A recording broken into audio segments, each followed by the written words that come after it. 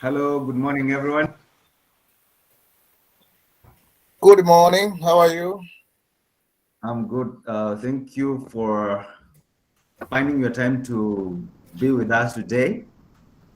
Allow me to recognize the KU staff and lecturers and students and other researchers who are present today. As we start this, I'd like to request Duncan Umwami to start with the word of prayer.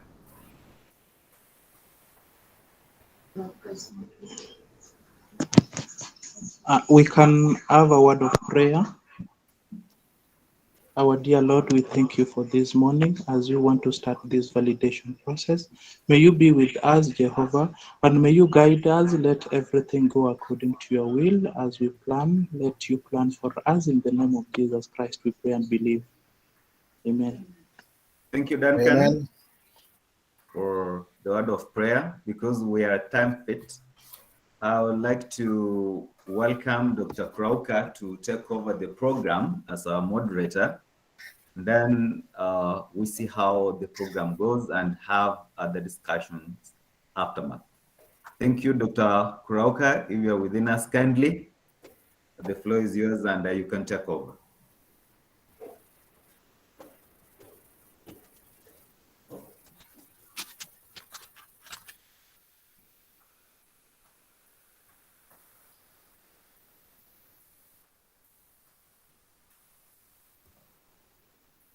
I can see Dr. Krauka has just joined us. We have had a word of prayer and we have kickstarted this validation meeting. I request that you take over as our moderator, and then the discussions of the results will take over aftermath. Thank you.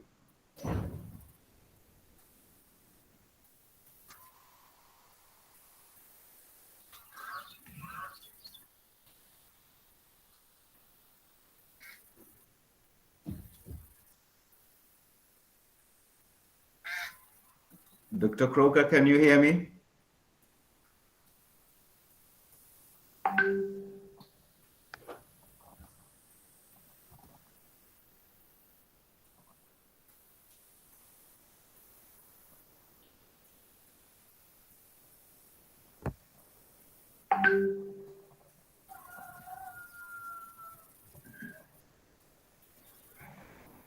Oh, since I can't find Dr. Croker, allow me to welcome our DVC for the opening remarks. Thank you very much. I want to state from the onset that I'm representing the DVC who requested me to step in this webinar and read out her opening remarks. My name is Professor Joseph Geranwa.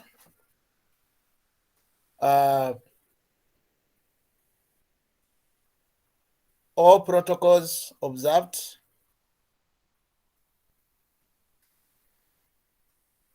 Dear distinguished guests, ladies and gentlemen, good morning. It is my great pleasure and true honor to welcome you all and deliver my opening remarks at this webinar on validating a baseline survey on green economy and sustainability that has been done by the UNESCO Chair on Higher Education Development for Green Economy and Sustainability, UNESCO HEDGES, by our own senior lecturer at the Department of Environmental Studies and Community Development, Dr. Dorcas Otieno. First of all, I want to thank all the partners who have made it possible to have this baseline survey get validated and become an informative document that will address the key challenges that are being faced by higher institutions of learning, both locally and globally with regard to mainstreaming green economy and sustainability. My great honor goes to the Office of the Vice Chancellor, who serves as the patron of the UNESCO Chair, HEDGES, Kenyatta University for the marvelous efforts in providing a conducive environment for the operations of the Office of the UNESCO Chair. Kenyatta University and its fraternity are committed to instilling knowledge on green economy and action research that will aid in the resolution of our problems in our daily endeavors. I want to acknowledge the effort of the professional experts who extensively went through the document to review it to the required standards. Thank you for the marvelous work done. I also want to acknowledge the efforts of the Kenyatta University teaching staff and the non-teaching staff for the support they have given to the Office of the UNESCO Chair HEDGES to come up with such wonderful report of the findings on operations and management of the university, the teaching gaps, the capabilities of lecturers in promoting sustainability, learning, and also networking and collaboration. Dr. Androkas, here you have made a bold step in taking the university a mile ahead. I would also like to acknowledge the presence of all the invited guests, researchers, lecturers, and all other specialists from different fields who will participate in the validation process of this baseline survey. It is with my humble submission that we put a hand towards having the outcomes of the baseline and key findings be a parameter to be used for making changes or improvement that are needed to take our university to the next level of learning, research, operations, and outreach. Ladies and gentlemen, I may not be in a position to acknowledge and mention the presence of all members who have attended this webinar, but allow me to thank Dr. Androkas Otieno, the UNESCO Chair, the steering committee members, Professor Judith Waudo, Professor John Mugubi, Dr. John Koskei, and all the members of staff Kenyatta University. I welcome you all to this validation forum. I would like to draw your attention to the Africa Agenda 2063, the 2030 Agenda for Sustainability Development, and the Green Economy Strategy Implementation Plan framework that provide major international and local momentum to advance the inclusive green economy concept and its focus on integrating environmental and social consideration into economic planning and policy making. Through our leadership and governance in green economy and sustainability within Kenyatta University, I would like to assure our distinguished participants that we are committed to promote sustainable development by integrating sustainability as a cross-cutting principle in teaching, research, operations, and knowledge transfer. In line with SDG 4, the UNESCO HEDGES program is working to improve the quality of higher education through enhancing teaching and learning pedagogies to respond to most of the current challenges across all the disciplines. Through this, the program will seek to develop interdisciplinary institute that will bring all schools together through supporting action research, innovation, and learning to build Kenyatta University capacity for graduates with industry demanded skills for employability and sustainable development. I therefore welcome you to this validation forum and wish you all the best in your committed interest to work with us. Thanks to the contributions of our speakers and other important interactions. Thank you. These are the comments from Professor Waseke Wanjohi, Deputy Vice Chancellor, Academics, Kenyatta University. Thank you very much. Thank you, Professor Joseph Genaro, for that wonderful opening remark. Allow me to welcome the UNESCO Chair, Kenyatta University, Dr. Dorcas Otieno. And for those who have just joined now, my name is Innocent Ngare.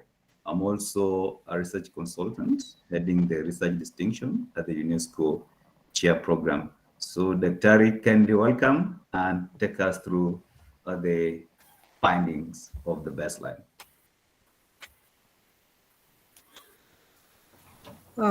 Thank you, Dr. Ngare, and good morning again, everybody. Good morning. Thank you, representative of DVC ACAD, for welcoming this forum.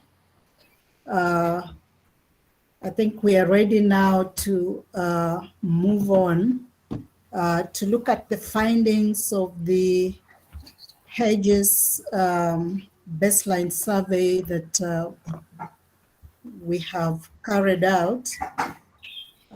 It's usually important to do some fact finding, before you initiate or establish a program.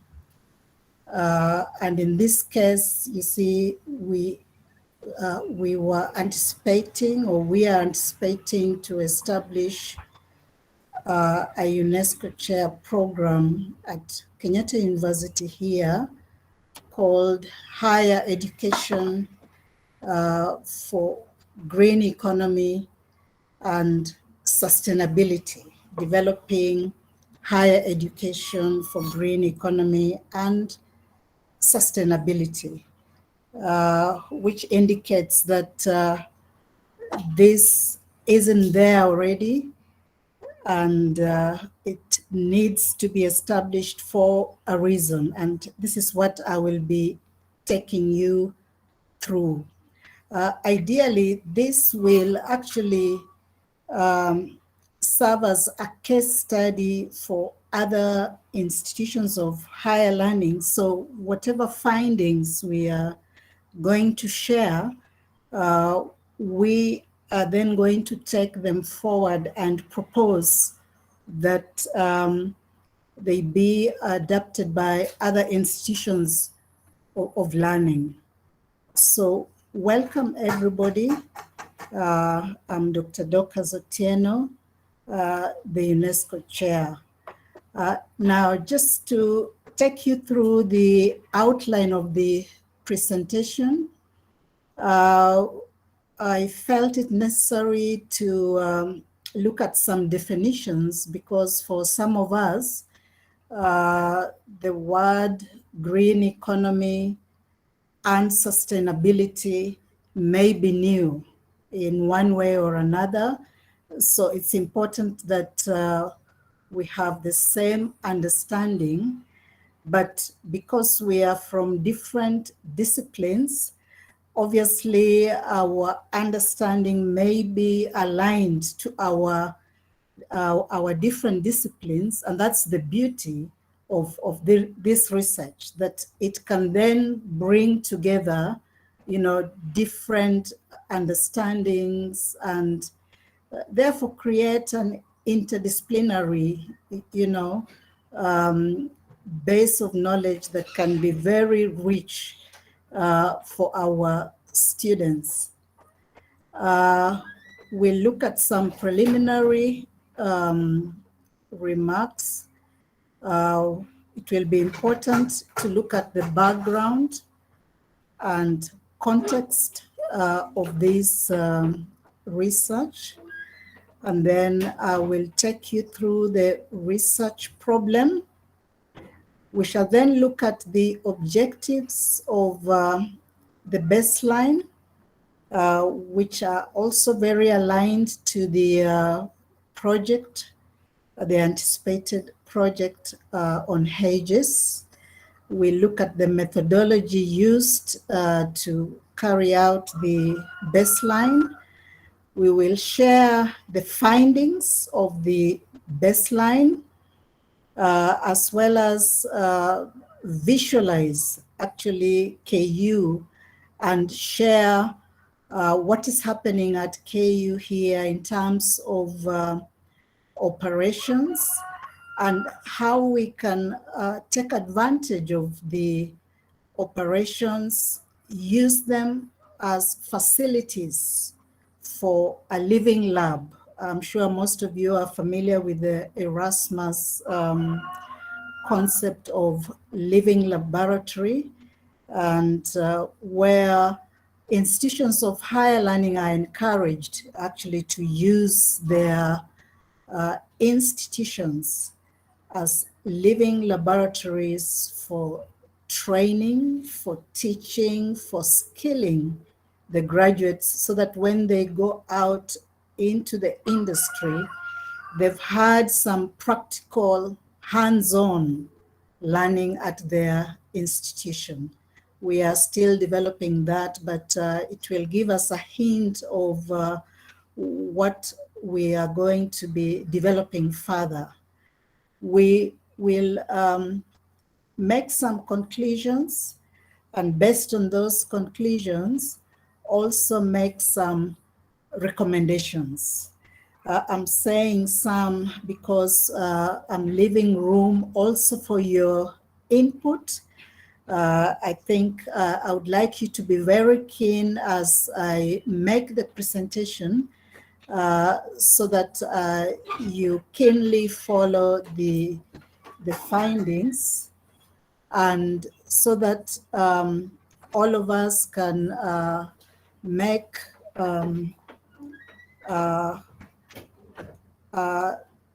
some contribution to the discussion and therefore to the conclusions as well. Therefore, these are some of the words I would like you to note. Green economy, it has many definitions, but I've picked this one of UNEP. Green economy is defined as a low carbon, resource efficient, and socially inclusive economy, which aims at reducing environmental risks, managing ecological scarcities, and aims at sustainable development without harming the environment. Some people prefer to use the phrase green growth, which is really, the process that then leads to a green economy. And this one is the fostering of economic growth and development while ensuring that natural assets continue to provide resources and environmental services, without interruption. Then we have green jobs. We will mention it once in a while. What does that mean in the context of green economy?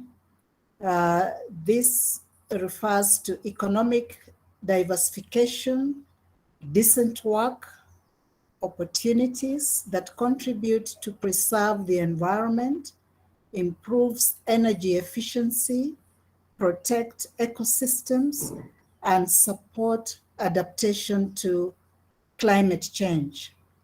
As we know, in the current world, there are many threats, risks, and climate change is one of those risks, including COVID.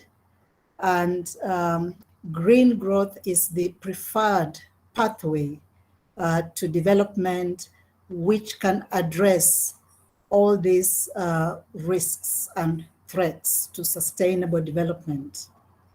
We have a terminology here that's gaining popularity all over the world: circular economy.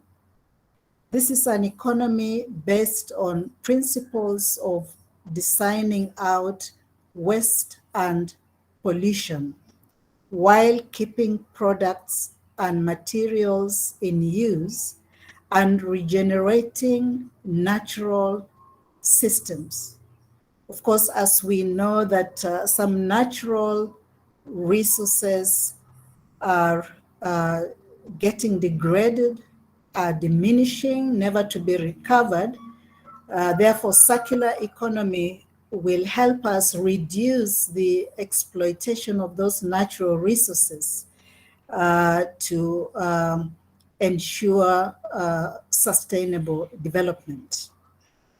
Green symbiosis is also another technology that is gaining momentum very, very fast.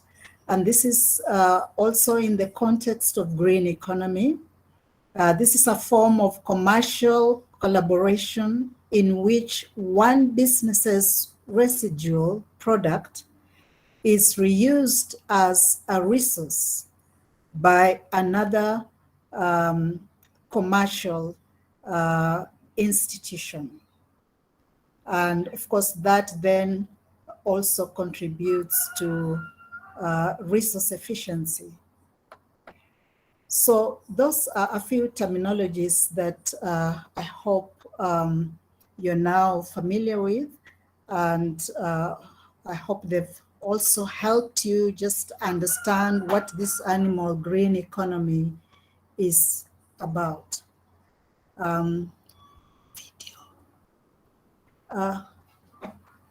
Now, I would like you to also just note under the preliminary what our core business and what our core interest is really in the establishment of KU HEDGES project. As I said earlier, it aims at developing higher education for a green economy and sustainability. As you know, as institutions of higher learning, we have the mandate to do research, to get new knowledge, new technology, the mandate to teach, to skill, to give knowledge, the mandate to do outreach, and of course, combined with innovation, so that we can prepare the future leaders to also live in a sustainable manner. The baseline embraces actions that address the development challenges and risks in relation to the Sustainable Development Goals. You know, there are 17 of them, and climate change is just one of them, SDG 17. Quality education, SDG 4, is just another one of them. So is clean water. All those SDGs actually point at global issues, global challenges that are so complex for the world today. And because of their complexity, that's why we are proposing green economy that also is intersectoral, looks at social, economic, environmental, political, governance, all that mix as the residue or the solution to these challenges. And this is what also is a pointer to developing interdisciplinary, multidisciplinary learning approaches, because no one discipline can actually address the SDGs. We need a mix. We need a collaboration of the disciplines. So the focus then here is really the development of a set of skills for green jobs, and also, knowledge that will help the graduates accelerate the green transformation. Why are we saying a set of skills for green jobs? Because the climate has changed, the world has changed, development processes have changed. So we need new technology that is sustainable, technology that can enhance the achievement of the sustainable development goals. Through the green transformation shifts and structural changes in our economy, the introduction of new regulations and the development of new technologies and practices, new skills are needed in greening existing jobs and enterprises.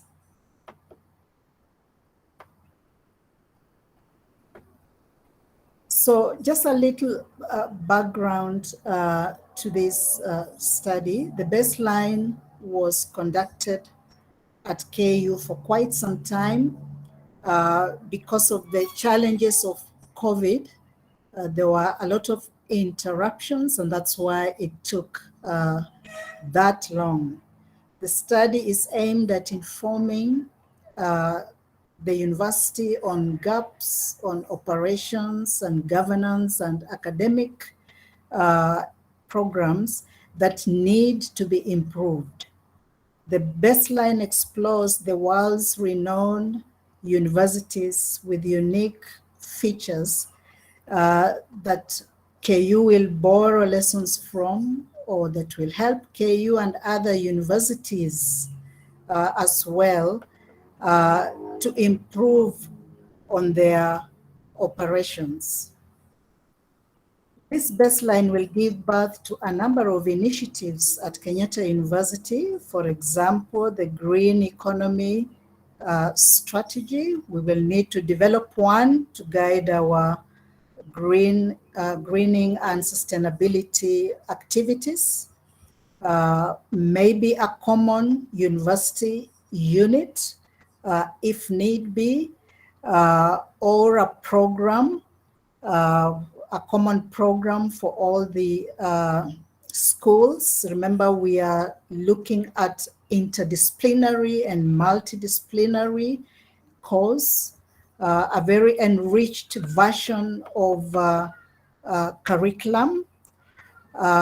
Also anticipating a living lab that will provide solutions to emerging challenges at KU, in other universities, and in the society at large. Therefore, with that background, what really is the problem?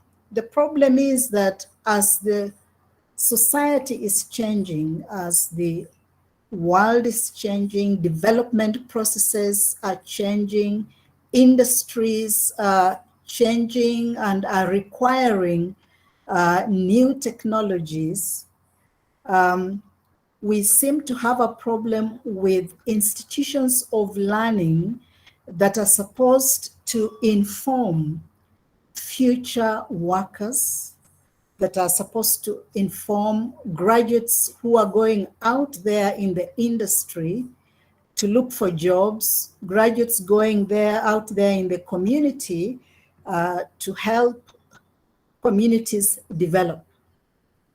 The curriculum we are having at the moment does not seem to address the needs of the industry. And therefore, there is need for action research, there's need for creativity and innovation. There is need for a lot of interaction between academia and industry for this to happen, because academia doesn't seem to know exactly what the needs of the industry are.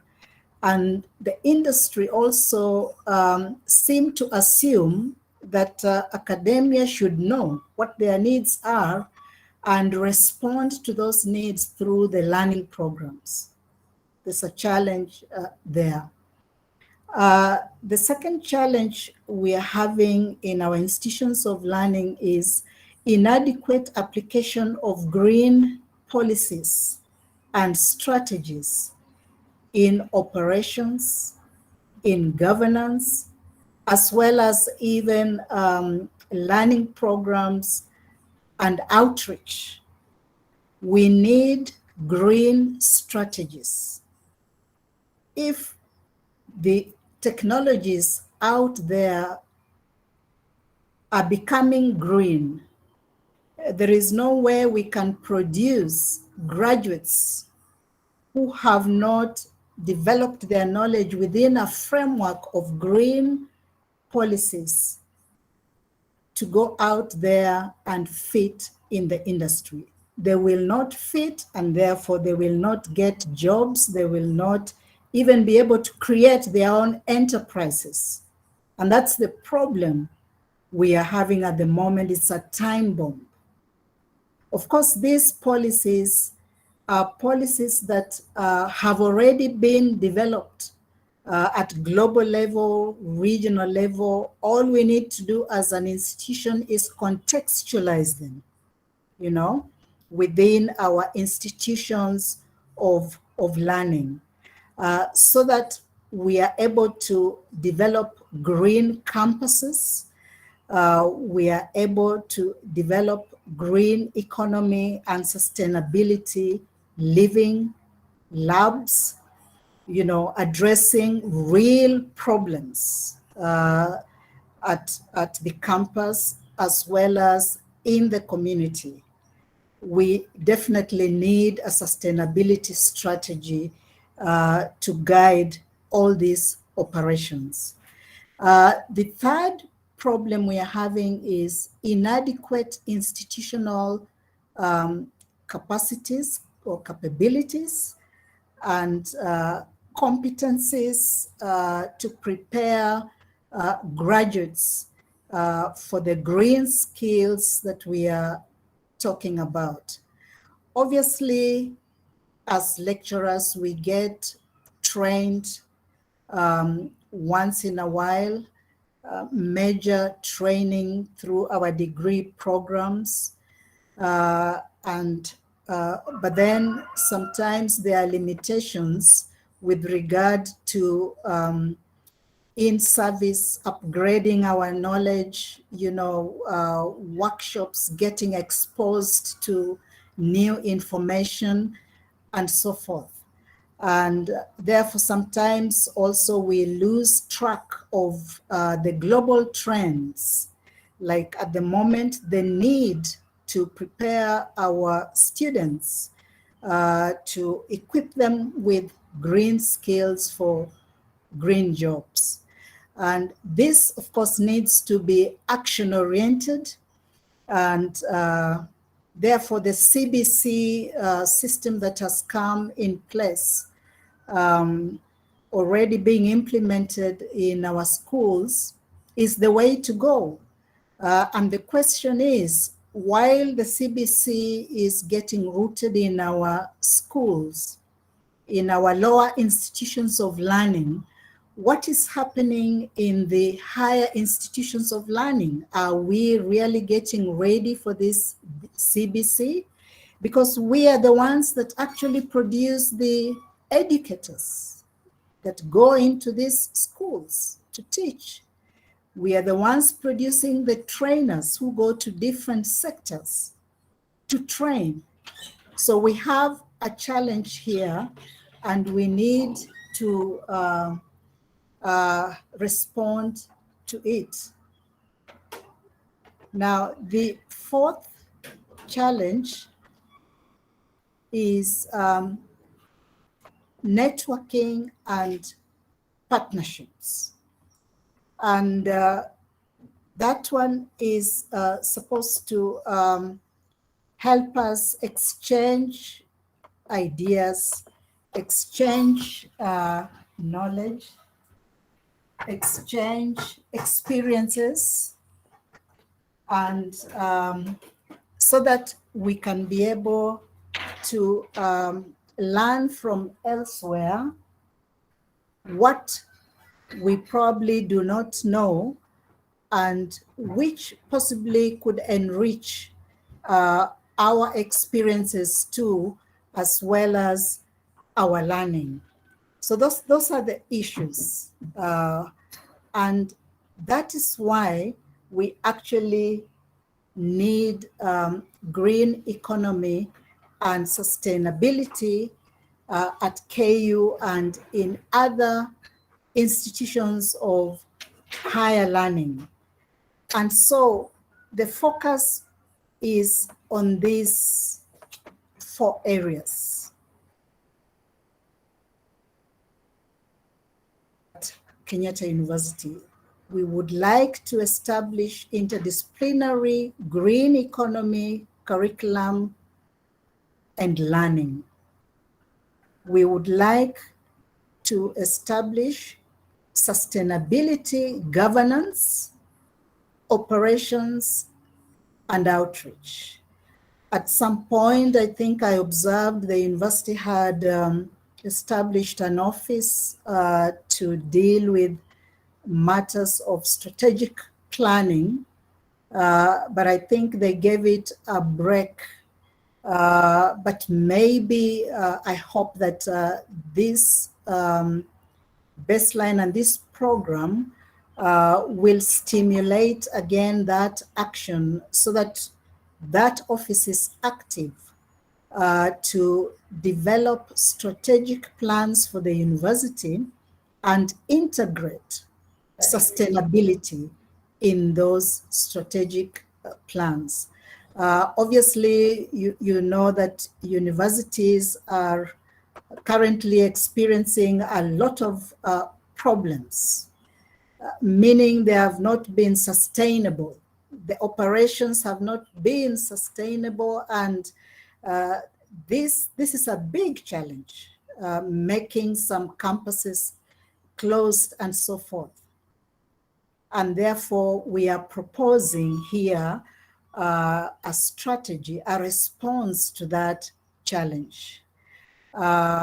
We need enhanced institutional capacity building, as well as enhanced competency building to equip our youth with skills for employability, with skills for green growth. And while that is happening, we know that different universities have different capabilities, and we need to be open to networking, sharing experiences with other institutions globally as well as locally, and enhancing our partnership endeavors with the industry, because the industry and what is happening there really is the yardstick, of measuring whether institutions of learning are performing or not. And therefore, if we get it straight from the industries, I think we will be playing a very big role as institutions of higher learning to contribute to sustainable development in our society. And therefore, the objectives of the baseline are as follows. to examine the extent and the format in which green economy and sustainability concepts, issues, and tools are incorporated into the university curriculum and learning programs. Do we have green economy in our programs? Secondly, to assess whether green economy and sustainability principles have been mainstreamed into university governance, operations, and outreach. Governance is very key here to provide an enabling environment for green economy and sustainability to take place or to grow, for green growth to happen.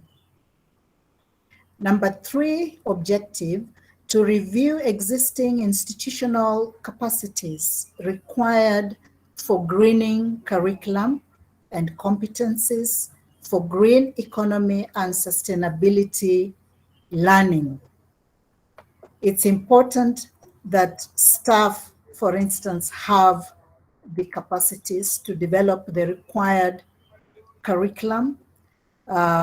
If not, it is important that the university is able to provide access to green economy information, materials from elsewhere, so as to enrich the curriculum at KU. And then 4th objective, to identify opportunities for strengthening and upscaling the delivery of green economy learning through higher educational institutions. Upscaling because we may already be having some initiatives. So we are not saying we are completely zero, but those initiatives need to be upscaled in order to have an impact. The initiatives need to be strengthened and to be made more sustainable. And so we are actually anticipating that the baseline survey that we've carried out can initiate or can cause a green economy evolution, if not revolution, at KU and in other institutions of learning, that competency-based learning can actually be quickened if it hasn't, or if it has already been initiated, that KU can wake up and begin the process of becoming a green campus. We are hoping that the university can then begin to allow for the development of policy instruments, such as sustainability strategy. We need to begin to ensure that in our teaching, we are emphasizing on competencies, because this is what the world wants. This is what the future requires. Transformational competencies, technical competencies, management competencies, participatory competencies, all very, very key for now and for the future. We require green skills because the industry is going green. The society is transforming because it cannot be business as usual. And you can imagine how many graduates KU produces every year. How many of them pass through our institution and many other institutions of higher learning. We can make a difference. we can contribute to the above competences, we can actually provide a set or sets of green skills, including skills for green entrepreneurship. We may have been threatened by climate change, for instance, but when threats come, when challenges come, they usually come also with some opportunities. Climate change is also bringing the opportunities to develop new technology, green technology. And therefore, instead of the usual, the normal entrepreneurship, which is usually not very easy also, we are advocating for green entrepreneurship, green enterprises, green businesses, green economics. I'm sure my colleagues from the schools of business and economics, I hope you're listening very keenly to that, because that touches your area.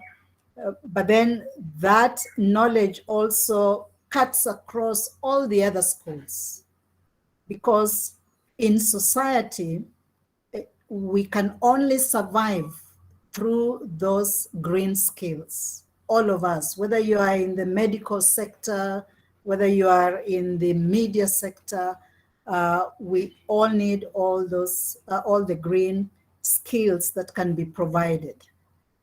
I just want to alert you that the HEDGES Green Initiative at KU has been informed by a number of policy instruments globally and locally.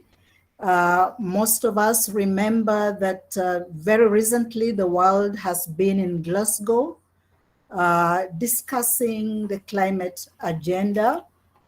And this is not a new thing. It has been discussed for a very long time, but it's like the problem is persistent. Solutions are not being found. And therefore, we as institutions of learning need to join the various task groups, the various institutions, individuals who are looking for solutions. We have a role to play in the search for solutions for the sustainable development challenges we're having, and particularly that climate change. We have developed an agenda 2030 to guide us in the search for these solutions. Kenya, we have our own Climate Change Act 2016.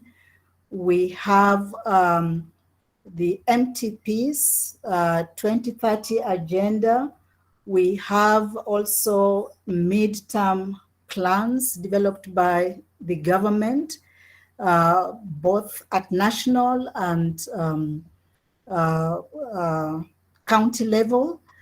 And I would like to inform you that we have green economy strategic implementation plan.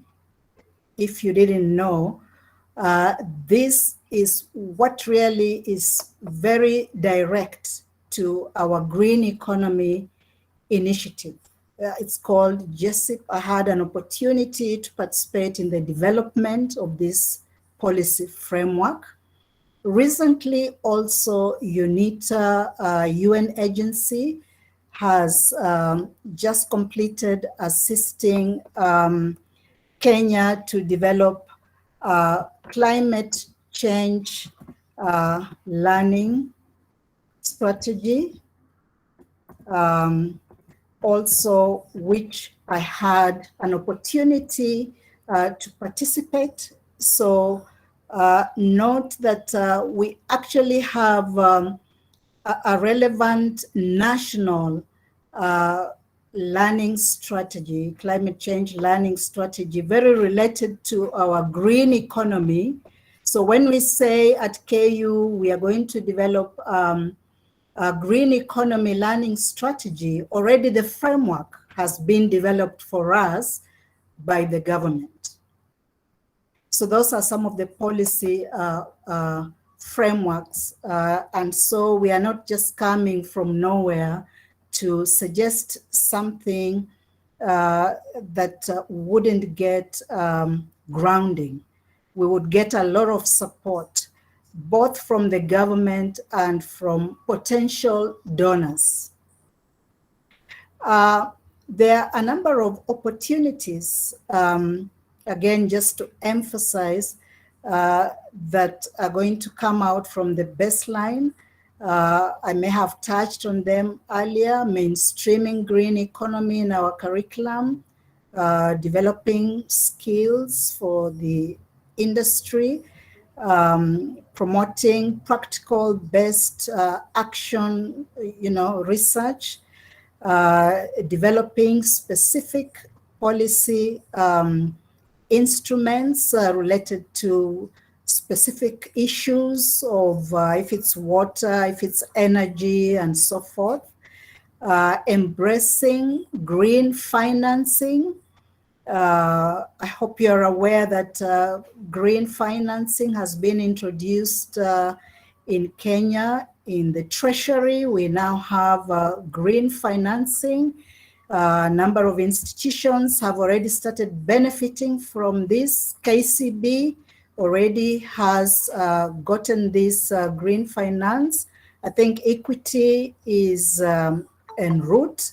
KU, if we put our heads together, we can apply for this green financing to support our green project here called HEDGES. Therefore, the ball is in our court. Employability, we want to green it. We want to increase it. Remember, unemployment is a time bomb in Kenya. And while most youth keep looking for white-collar jobs, we want to tell them that we also have green-collar jobs. Green-collar jobs.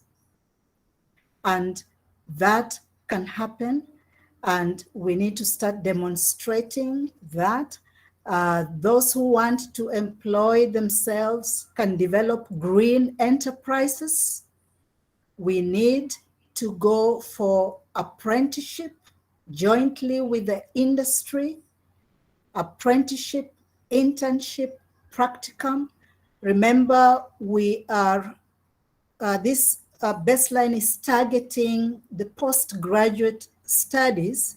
And at postgraduate, we do not have apprenticeship, internship, and practicum. And yet, it is at this level that we need very advanced tools for sustainable development, advanced interventions, innovations, high-level innovations, green innovations such as circular economy, as well as industrial symbiosis. Once in a while, I visit the Chandaria Center, and I want to challenge all schools that we really need to encourage our students to visit that innovation center so that the innovations can be upscaled and we can have more of the green ones. So what method did we use in our baseline? We used a mixed method research design for our data collection. It was both qualitative and quantitative. It was an interdisciplinary approach which guided the sampling, particularly of the 10 schools. The The schools involved were 10 of them out of 17. And therefore, I think that was, it's a representative sample on which recommendations, decisions can be based, to actually accommodate all the other schools that did not participate.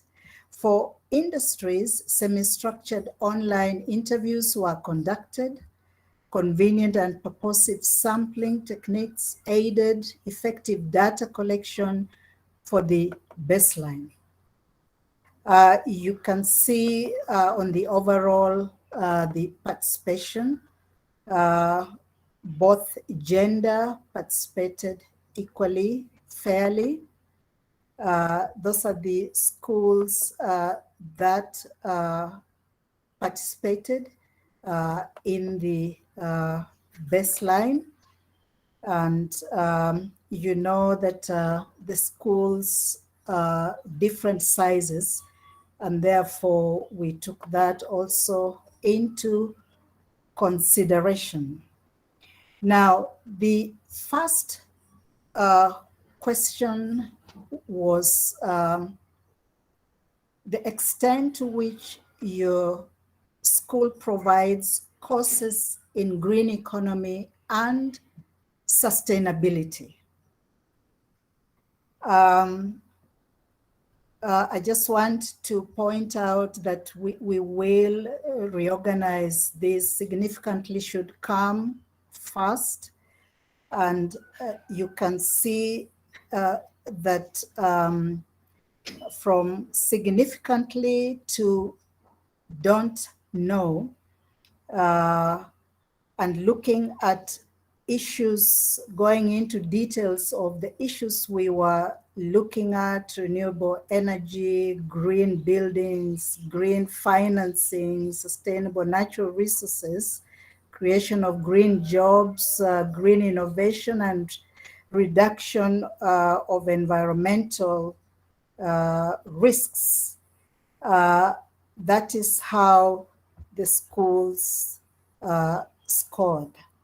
And you will notice that when you compare the significant scores with the rest combined, slightly, moderately, and don't know, as well as none, that scores higher than significantly in each of these issues in all our schools. So that means there is a gap there in terms of the content of green economy and sustainability. Next, students' response on green economy integration in their schools. If you look at the different schools, you will realize that it's probably the School of Environmental Studies, School of Agriculture, School of Engineering, Performing Arts that seemed to say yes, there is integration of green economy in our schools. But look at the ones that said no. We have, look at the School of Economics, for instance. It had like the highest no. Look at the School of Applied Sciences and all the other schools, hospitality. And with hospitality having been hit the most with the current challenges, it means you really need to green your strategies even more. So there is need for more integration of green economy. Looking at facilities and services, you will notice that there is need to green the services. First of all, the infrastructure like student environmental center, ecology house, or sustainable hostels or buildings per se. Orientation of programs, that's really services. Student groups providing different services, career talks, voluntary community service by students through outreach. You will realize that there is need to green those facilities and services even more. How about mainstreaming of green economy and sustainability in university governance, operations, and outreach? Remember, we had emphasized the importance of green governance. If you look at significantly, it's very low. And thereafter, if you combined moderate, slightly, none, and don't know, that's a huge percentage of responses indicating that there is a lot to be done with regard to greening governance, greening university operations, as well as greening outreach. Commitment of Kenyatta University in enhancing green economy. Look at this course after we have seen little green governance. It's not surprising that only 7.9% saying that yes, the university is committed. And you can imagine that really, if we do not have a green economy strategy or a sustainability strategy guiding how sustainability should be mainstreamed in all operations and academics, then we may not expect much. How about visibility of green economy and sustainability in the university? Is it visible? Only 12% said it's visible, 31 moderately, and majority seemed to think only slightly. Therefore, there is a challenge there as well. How about teaching and learning methods in greening curriculum and competences? Significantly, 7.5, slightly, you can see it was the highest at 38.8, followed by moderately. So obviously from moderately to none, that is a huge challenge that we have, and we need to begin to work towards improving that. A number of weaknesses were identified related to green economy. And you can see that the one that scored the highest, 83.3, does not encourage or support green economy, sustainability, research, and development. That's quite a challenge because it's from research that we'll get knowledge, knowledge to inform curriculum, and knowledge to inform everything else, knowledge to inform innovation skills. And if we are saying that we are not doing very well there, I hope our research division will follow up on that, and so that we work together on addressing that issue. But you can see also the other no's are also very significant. The yes scores are very low. So note those weaknesses. Linkages between Kenyatta University and industry, 11%, and 78 saying no, 78% means we need more interaction with industry to be able to know the gaps in the industry of which academia should provide knowledge and skill sets in order to promote sustainable development. Commitment to green economy and sustainability at Kenyatta University. That sounds a bit repeated. I think I will skip that. We already had looked at it. I would like to focus on Kenyatta University operations, and this will be in a video form.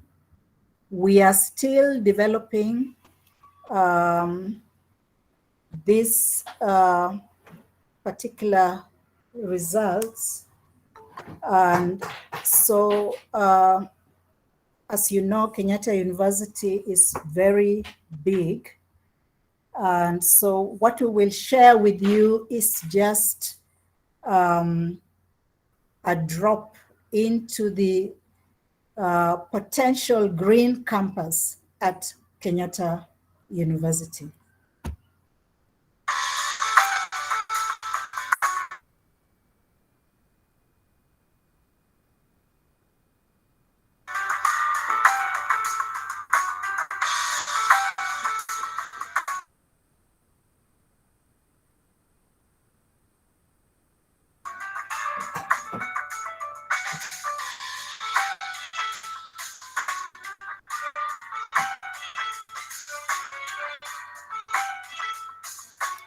You didn't welcome me, but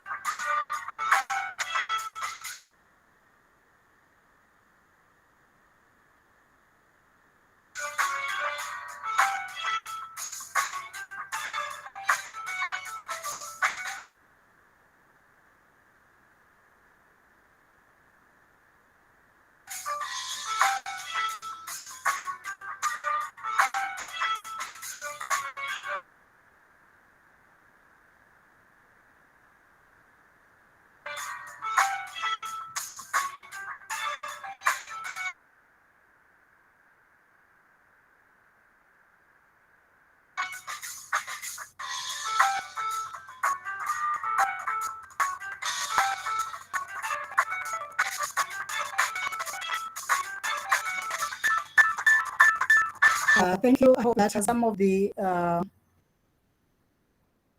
opportunities we actually have at Kenyatta University, there are resources, there are operations, but all this can actually inform what we call a living laboratory, because we have resources that can actually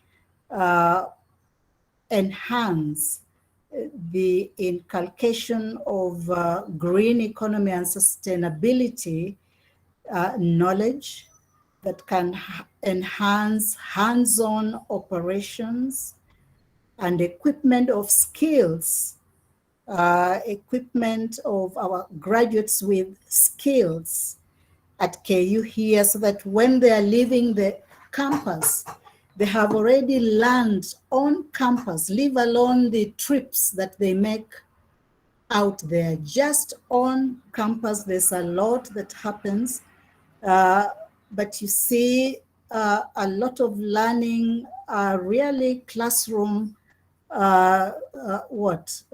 restricted.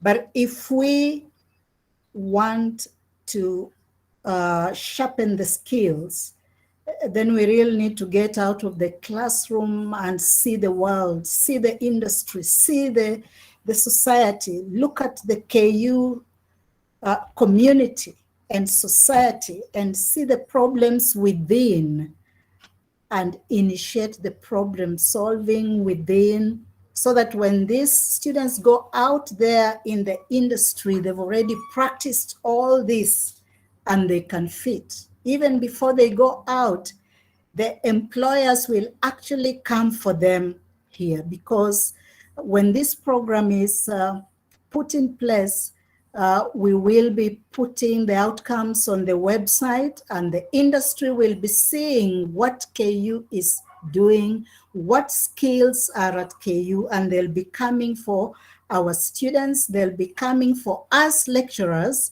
to go out there, give expertise through consultancies and all that. There's a lot that we can do. And therefore, in conclusion, green economy learning is yet to be fully entrenched within existing curriculum at advanced higher education institutions such as KU, with only a few aspects of green economy being taught. Green economy learning should shift from lecturers' knowledge to a competency-based learning strategy. University administration should take the lead and develop sustainable green learning processes. For institutions of higher education to realize green economy models, both in academia and in building linkages with industry, having institutional and operational approach must take lead. There are many other conclusions which we can make, and I hope that through your contributions, you will pick up those conclusions that we need to enrich, having followed the analysis very well, and which will also inform the few recommendations we have made so far, that higher institutions should develop interdisciplinary curriculum programs or courses that best custom green economy learning to learners, or just best custom green economy learning. Develop appropriate green economy learning media driven by artificial intelligence, where learners and other interested green economy stakeholders can interact and learn emerging green economy aspects. This can be through computer algorithms and automated software hosted by computers and smartphones. Creation of academia industry sustainable collaborations that espouse research industrial needs driven by academia. More emphasis on competency-based learning of green economy aspects through industrial training, apprenticeship, and attachments. This continues. Creation of a sustainability institute at Kenyatta University that shall catalyze technical green learning skills, innovations, and prototypes. This will be used as institutional sustainability testbed, the living lab that I've already mentioned. Foster transdisciplinary sustainability education on green studies that inculcate the impetus for institutional change with inclusivity of various institutional stakeholders and loci of activity. We are glad that we already have the Women Empowerment Initiative here, I think, which is going to take us far, which will precede this initiative. Develop a critical self and social consciousness and the ability to engage in educational and community praxis by developing broad content knowledge, authentic and empathic connections with diverse nature, inspiration, commitment, and foresight in green studies. And with that, I want to thank you very much for listening to me. Thank you. Oh, thank you, Dr. Dorcas, for that well-alluded presentation. Indeed, you've talked on the issues of green economy, where the world is transitioning to. So how do we create the linkages between academia and industry? Green skills, green jobs that can revolutionize where the country or the youth intend to get those jobs. And also you went ahead to really talk more about the definitions. For instance, green jobs, circular economy. These are some of the definitions that are actually cut across different disciplines. And even the participants, those who've been listening this presentation, you can pick one thing that when you're talking about green economy, it's actually very holistic. You cannot try to create a disconnect from other disciplines. That's why we talk about multidisciplinarity and interdisciplinarity. So from the results, you've seen indeed that in academia, we need to do more as much as we are talking about these aspects that are within the course. I think different schools that already participated and the kind of responses we got from the interviews, from the questionnaires, and through the analysis, it has shown that indeed we need to pump in more knowledge on green economy. And this kind of knowledge has to be customized in a way that we're talking green economy in the context, for instance, in economics, in agriculture, in environment. What was more sound there is that tentatively the School of Environment tend to lead along the path, but that one doesn't really inculcate that the green economy skills or green economy knowledge has been well embedded or distilled in Kent University. We need to have that nexus connection within all other schools so that we're able to teach the learners, also the graduates and the postgraduate students, and also in terms of research, if we're able to elevate research by leaning towards green economy, I think we'll be having a good way forward. So with that, I'd like to welcome the reviewers, and I know some of them are within this. Kindly, the reason why we welcome these reviewers is that as part of our scholarly and churning out knowledge, the baseline document was given out to professionals and some selected cohort of members within the university and even abroad that have given their comments and reviews. Other than reviewing the comments, we would like to have some of them on board so that they can discuss and also ask some questions, and also maybe point out some areas that we could bolt more within the baseline that we did through the UNESCO chair on HEDGES, so that we can be able to improve more and also to bring other aspects that maybe within the industry and other schools that tend to miss out. So if you are one of the reviewers, kindly I welcome you on board. And also all of us who have been online, kindly you can share your questions via the commentary so that we're able to look into them and also to respond the best we can. And whoever within this platform was an appropriate answer of that question, or it may be lying within your area of expertise or professionalism or command, kindly you can also raise your hand and also comment. So for now, let me welcome the reviewers. So kindly feel free, you can join and give your comments pertaining the baseline we did.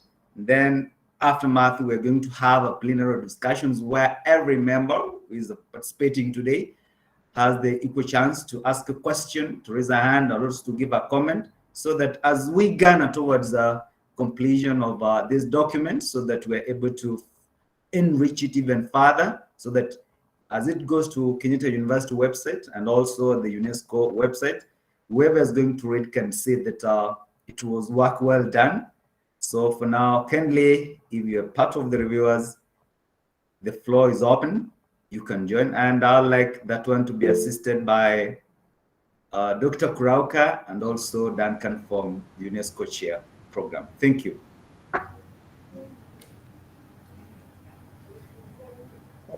Okay, thank you, Dr. Osoro. Thank you, Dr. Otieno, for that wonderful presentation. And now we give opportunity to key reviewers so that we are able to get the feedback from panelists, especially those who are able to go through the draft report. I've seen Professor Maina has raised up his hand. Maybe we can start with Professor Maina. Karibu, Prof. Thank you, Dr. Kurauka. I did raise my hand, yes, and because I would like to give my feedback briefly, then I may have to leave a little bit earlier. But I thank you so much, and I thank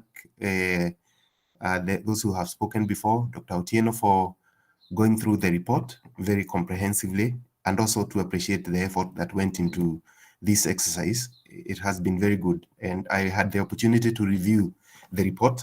I'll just take a few minutes to go through my comments. First of all, because the report, other than the findings which are presented, there was also a good comprehensive, literature review. I'll have a comment on that. But it stands out, it is quite clear within the higher education framework, greening initiatives are targeting, at least what comes out is the curriculum is an important area, the administrative structures, the organizational capacities, and also we are looking at the stakeholders, that is the students at the different levels, from before bachelors and postgraduates, the staff, there is a teaching, there is a non-teaching, there is a management cadres, and then there are the external stakeholders that we have to partner with. Obviously, listening even from the definitions and the content from Dr. Otieno, there are some words that repeatedly come out. The focus on sustainability, efficiency, concepts like circular economy, renewable, and similar things. I picked up two levels of or types of competencies, and I highlight them because from being a university, this is something that we need to pay attention to as we look at the curriculum. One of them is these dimensions called green competencies, and they are identified to be 6 of them. The issue of awareness, expertise, the skills, abilities, attitudes, and behaviors that we need our graduates to live as they exit the university. We need to be sure they have these green competencies. And in fact, the statement at the end said, employees who are green they will perform better, they are more productive, and they are more mindful of how their work and what they do affects the environment. Now, I have a question. I raise this because it's something to be considered. Is our current curriculum balanced? And I ask all of us because I know most of us are also working in the university. We are responsible for interacting with our students. But the question to ask then is, are the curriculum in the different departments balanced in these different 6 dimensions of the greening competencies? That is in terms of awareness, expertise, skills, abilities, attitudes, and behaviors. My own thinking is we tend not to, and from the department I come, I think we overemphasize some of these areas. We, for example, paying attention to attitudes and behaviors? I think not. But then I also would ask from the HEDGES Secretariat, do we need them to be balanced, or are there some that are more important? I ask a question because I think this is an entry point for HEDGES. How can we, as a UNESCO Chair Secretariat, help departments in evaluating their content, their curriculum, and their units? Could, for example, be a toolkit be prepared and availed so that we have, I don't want to say a uniform way, but at least we are starting from a common point in evaluating our curriculum to determine whether they have this green content. The other level of competencies are referred to as technical competencies. And there are 5 components there. I picked this from the literature review. There's a systems thinking, the anticipatory competence, the strategic competence, the interpersonal, and the normative competence. I really did like this. I think these are things that normally, ordinarily, we are not debating and talking about.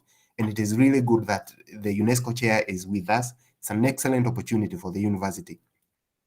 However, I would like now to ask, with regard to the technical competencies, will they fit in our regular courses in the curriculum, or should we aim for, a short course, probably like we know in the recent years, our graduates have been going through a leadership course before they exit, something which is outside of their normal, learning calendar.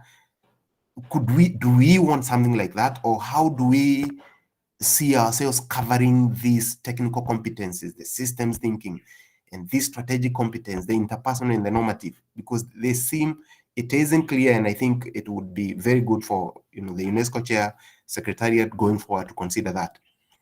A few comments on the findings. There were few students, this was surprisingly good for me, it's a finding, that students, when asked about the greening content in curriculum, very few said they don't know. That means the students are actually keen on what is contained in our curriculum.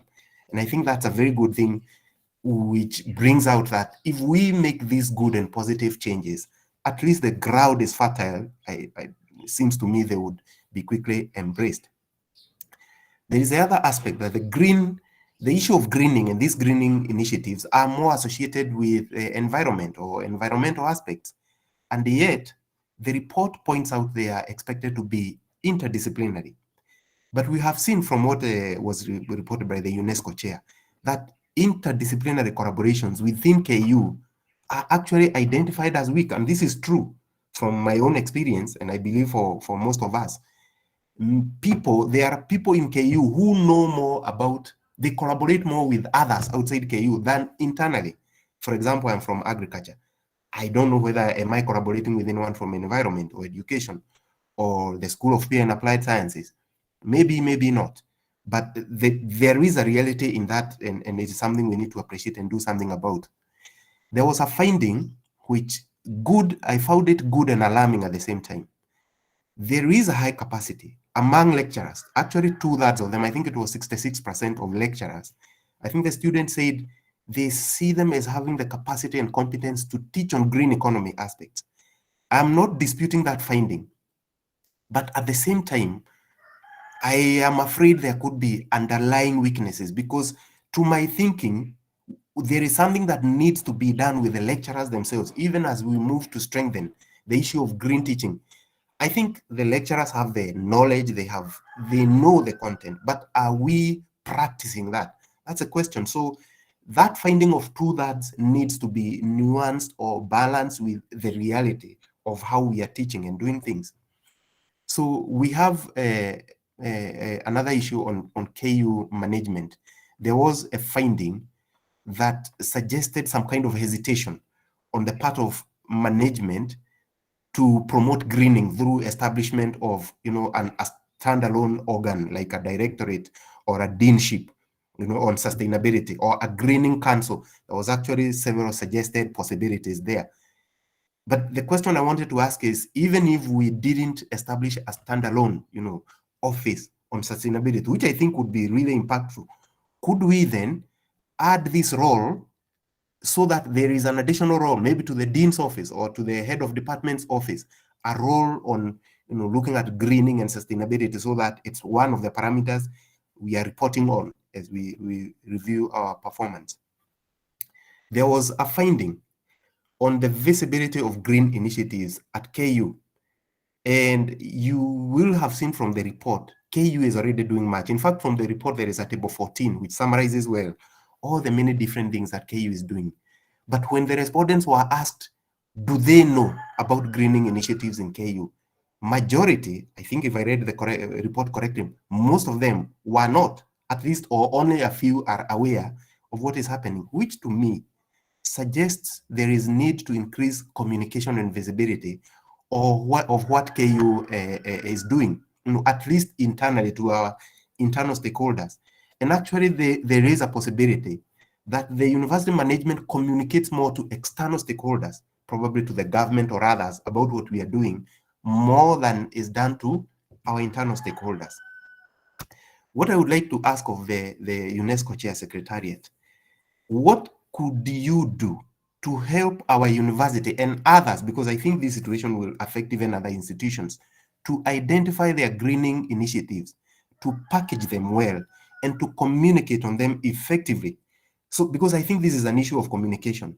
And I think if that happens, institutions will be, they'll be happy, to tell what they are doing. But at the same time, gaps will emerge, and they'll be motivated even to do something to address them. There was another finding regarding linkages with industry. And this is true. I agree with this because having had a stint with the research office, I know our issues and our struggles for many years to develop, firm and strong links to industry. But there is much happening. There is much, because in KU we have a very active research community and they are working with the industry. We even have a directorate, Chandaria, and within the research division, there have been initiatives to link with industry. But it is surprising when the respondents were asked about awareness of these links. Again, majority of them seem also not to know about this, which again to me is an issue also of communication. How are we packaging the work we are doing with the industry? We are not, and I am sure some of the people on this panel will know, I have raised these issues before. We are working with many different organizations, but if you walked to some departments, you wouldn't know. There is nothing to let you know that in this department, there is this ongoing collaboration. There's nothing, not even a banner or something stuck on the wall, that talks of these collaborations. And I think, again, the UNESCO Secretariat could help us, with our departments to also capture and harness this information and see how we can present it. A few gaps that I picked out, reading the report. There was, and I think this is a standout, like an inconsistency. The respondents identified research on green initiatives, green economy as the strongest area. I think it was highlighted as the first, one of the areas where KU stands out, that the university promotes research on greening initiatives. And yet, when the respondents were also asked, where is KU weakest? They also said it is still in the area of greening economy. And I think that needs to be checked just to be sure what exactly did they say. And if indeed, because it could be that this emerges as our strongest but also our weakest, there is a message that we need to pick out and see what exactly needs to be done. There was a finding, and I think this arises from the fact that, as far as I could tell, information for this report came from respondents. I do not know, I present this as a question and also to suggest it, that there could have been a benefit in reviewing some of the documents existing, the foundational statements, the policies, looking into, for example, the financial plans or budgets of KU to pick out whether there have been allocations, going to greening initiatives so that they can, beef up the report. It wasn't clear to me whether the members of management were interviewed, because I think they could also have, thrown in a voice to add to what they were saying. I think the report would be good to have a summary section on our institutional preparedness at KU to support this green-oriented research, because the report is quite firm. KU is doing much, and we have some capacities, but we also do have gaps, and I think it would be good if they stand out clearly. Where are we? What are the issues at individual levels? If we look at the technical and functional capabilities, do people have the knowledge and skills? I think we do, but maybe not everyone has. If you go outside of the people lecturers in specific departments, you might find the people who, for example, manage our power systems or our water systems, are they familiar with these issues of greening and sustainability? Looking at different levels, and even amongst the management themselves, looking at the organizational level, the functional issues, capabilities, for example, the finances, we know the issues of budget, the infrastructure. Do we have, the right types of equipment to enable us move to these, green practices, the partnerships, and also looking at our neighboring environment, even at the national level? I think the policies are there, but have our institutional policies been aligned, to make the whole thing enabling? I would also, because I noted the respondents were postgraduates and staff, and I would like to ask a question. What might have been missed by not engaging students at bachelor's or other learning levels, knowing, as it were, the bulk of our students are at these other levels, not postgraduates? The curriculum that we are aiming to improve on, a great number of those who are going to be touched by them are at bachelor's. So I don't know whether the feeling was that bachelor's may not be able to do this, or what did we miss, and how do we intend to also cover that, category of respondents? Finally, two things. The findings of this report are really well presented. I think they are comprehensive. Some aspects could have benefited from what I call an interpretative aspect, so that, for example, when we find that university initiatives on greening are not visible, it would have been good to go further and maybe try to explain what could be the underlying cause for this, and possibly what can be done about it. There is also, I would wish to ask, did the study find everything you aimed to find? Is there anything that you wished to find, that some information, but you were not able to get it? And then a suggestion on what kind of resources, additional resources, are we going to need, going forward? Let me just add with the issue of curriculum again, because this to me seems to be where we have great possibilities to move forward very quickly. If the UNESCO Chair Secretariat could help us to know, what do we need to do with respect to improving curriculum? Is it on enriching existing units? Do we need to establish new units? Does the university probably need even a common unit, one of those UCUs on greening? Do we need probably an interdisciplinary program, maybe a bachelor's or a postgraduate's, a curriculum on greening? What departments or schools need to do what? I suggested the issue of a toolkit, which we can all use to analyze the greenness of our curriculum or even specific units. Perhaps the UNESCO chair will have a desk where departments can come to get help in analyzing their programs, but also a pointer to what administrative actions are needed at the university level, and possibilities of what strategic partnerships, going forward.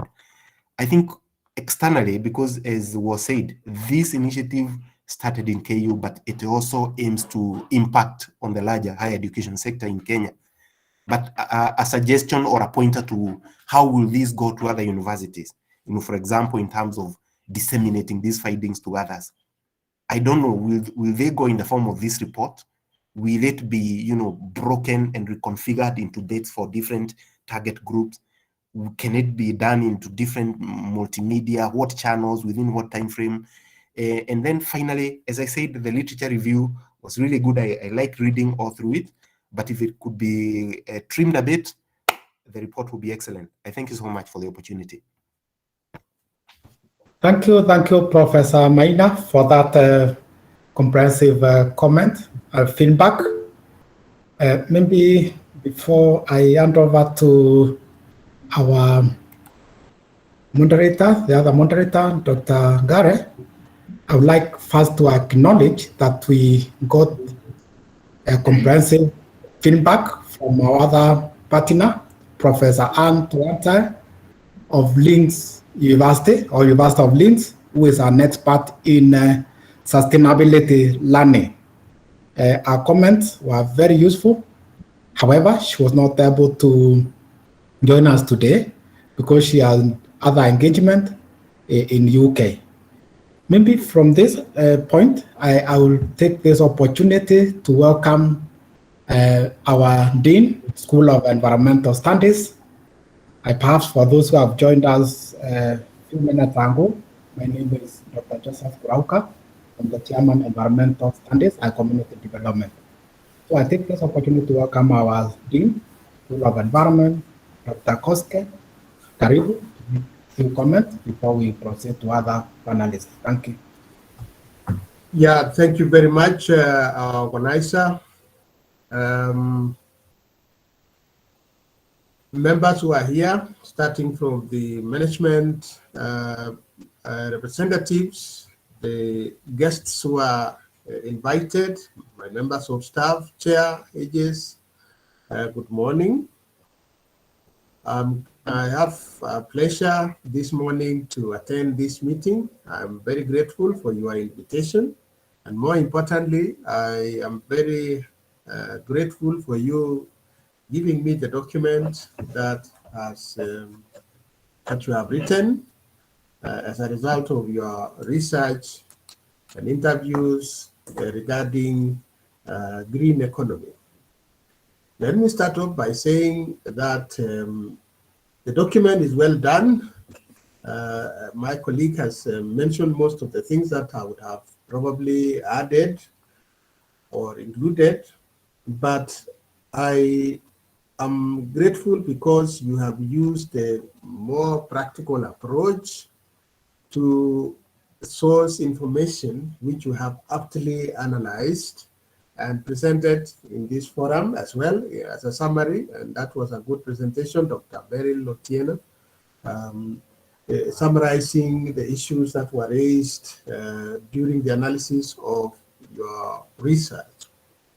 The research has covered majority of the schools in the university, and as my colleague has pointed out, it would have been much more interesting to include sections, or all the sections of the university, in particular the undergraduate programs. I mean, students who are undergoing various programs within the university. Maybe would have been selected programs at random because we have quite a large number of programs within the university. But we also note that due to COVID-19, you are not able to extend your research to cover the population that forms what we refer to as Kenyatta University.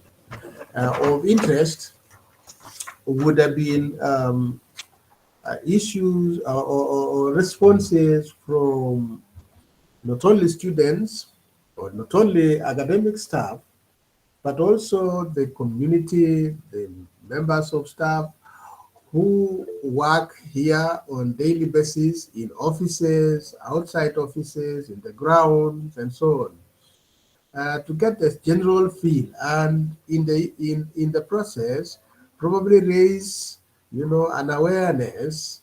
As you, if somebody is asked today what is green economy, I'm sure that you will start that process of being aware. Because of that little question that you have asked, even if he is not aware right now or at that particular point. So it may be in future, perhaps we may expand the net so that we can capture almost all. More importantly, Kenyatta University has adopted a quality assurance or a quality auditing firm on our operations, more particularly the workings and the SGS quality assurance firm that audits us almost annually and satisfies us with what we refer to as ISO 19001. It is important. I know there are other ISO certifications that we require in order to implement or to force us, as it were, to implement the green economy and several other associated activities, including sustainable activities, planting of trees, and so on.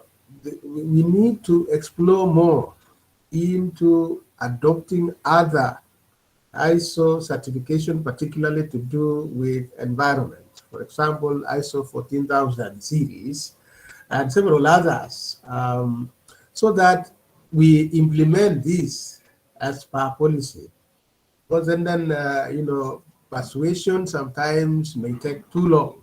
But if we have got key performance indicators integrated in our daily lives, daily work, then it will be easier for us to measure ourselves at the end of the day and ask, where have we reached, what have we achieved, and so on. Now we are okay with filing system, with managing students' grievances, and so on, which is quite good. But we need, and I think we should spearhead, not just the UNESCO chair, but several others, members, as a kind of recommendation, can be involved in this. Otherwise, I was very pleased that you were able to do this.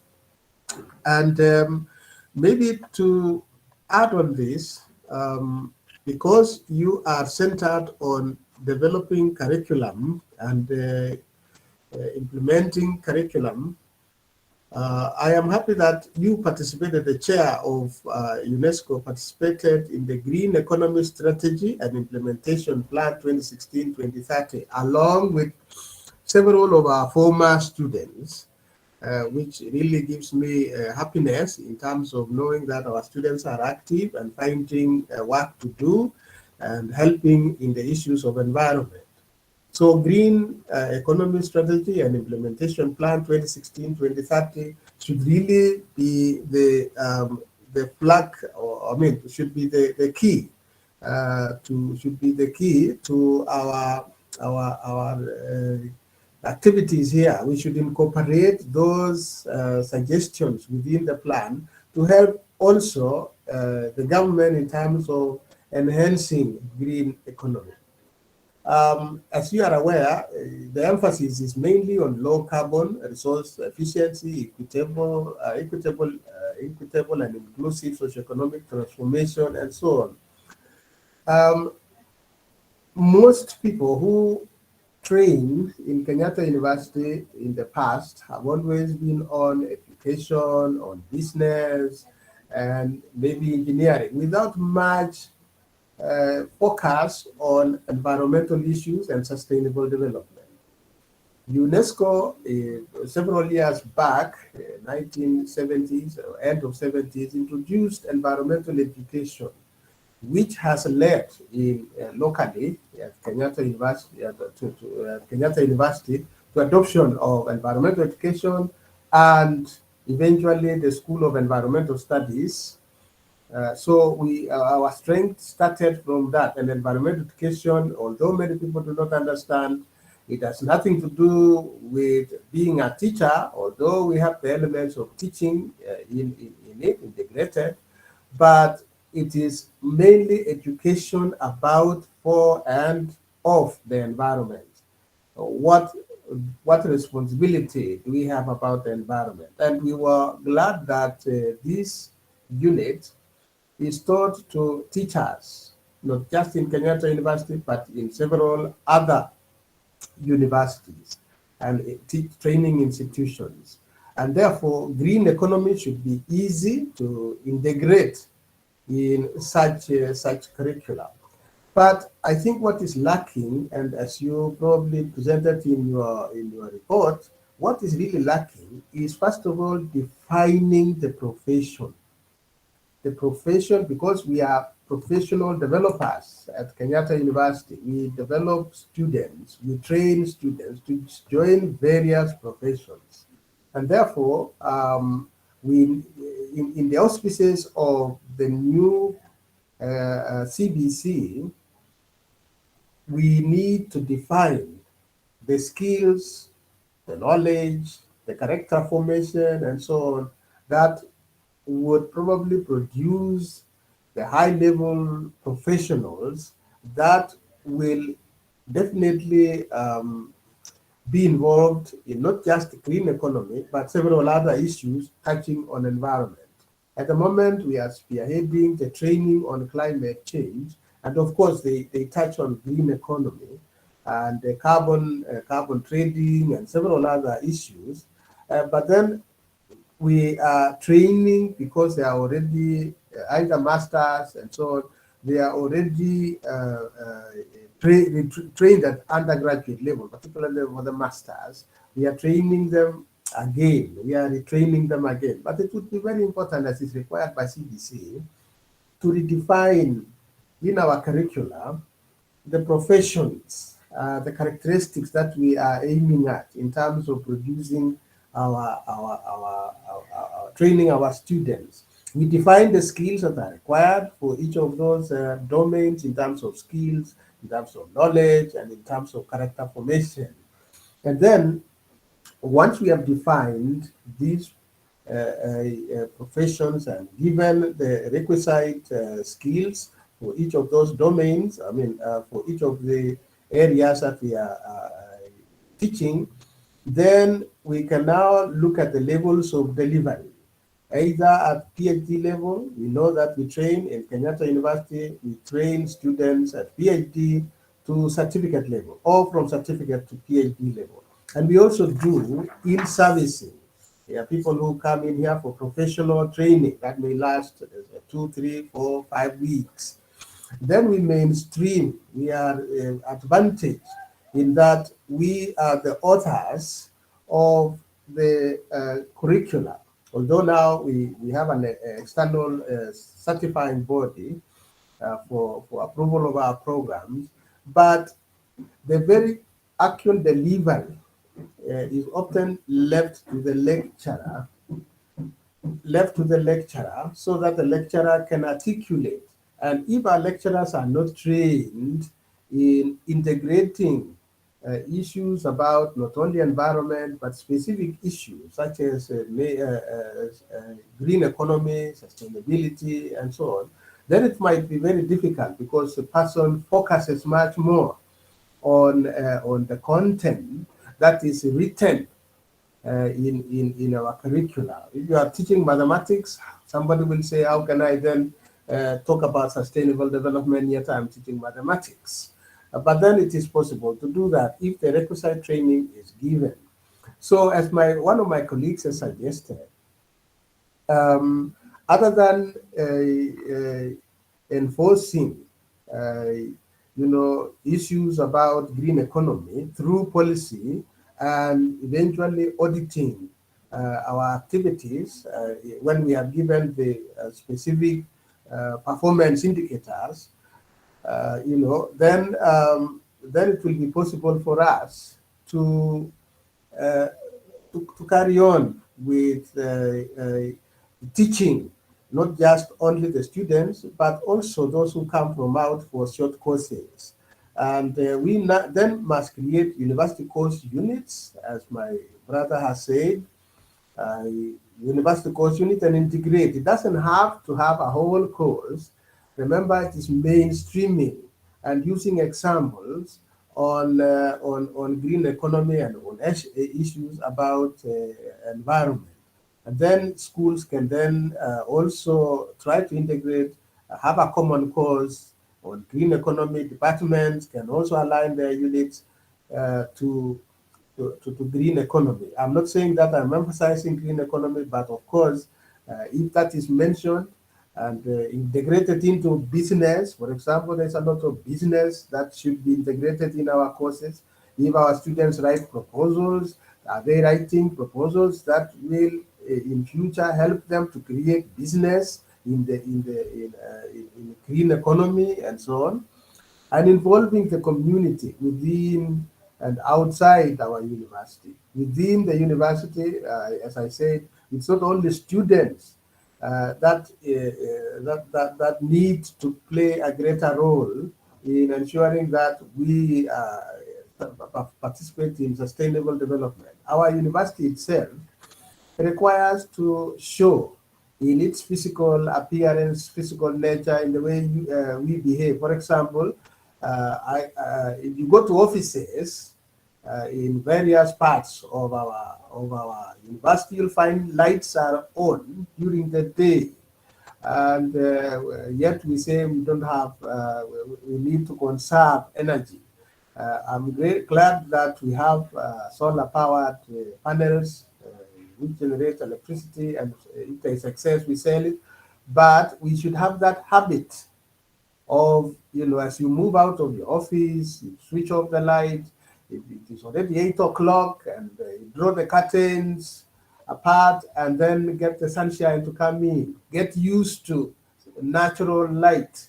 Getting used to natural light may not only extend the lifespan of your eyes, but it also, reduces strain, because if you are using too much light, you're always putting on light in your office, then that is not the behavior that we actually encourage. So by measuring how much money we have saved in electricity, that will be a key indicator, and perhaps this can be done for various buildings or various departments. And I think that it is possible. We say it is doable.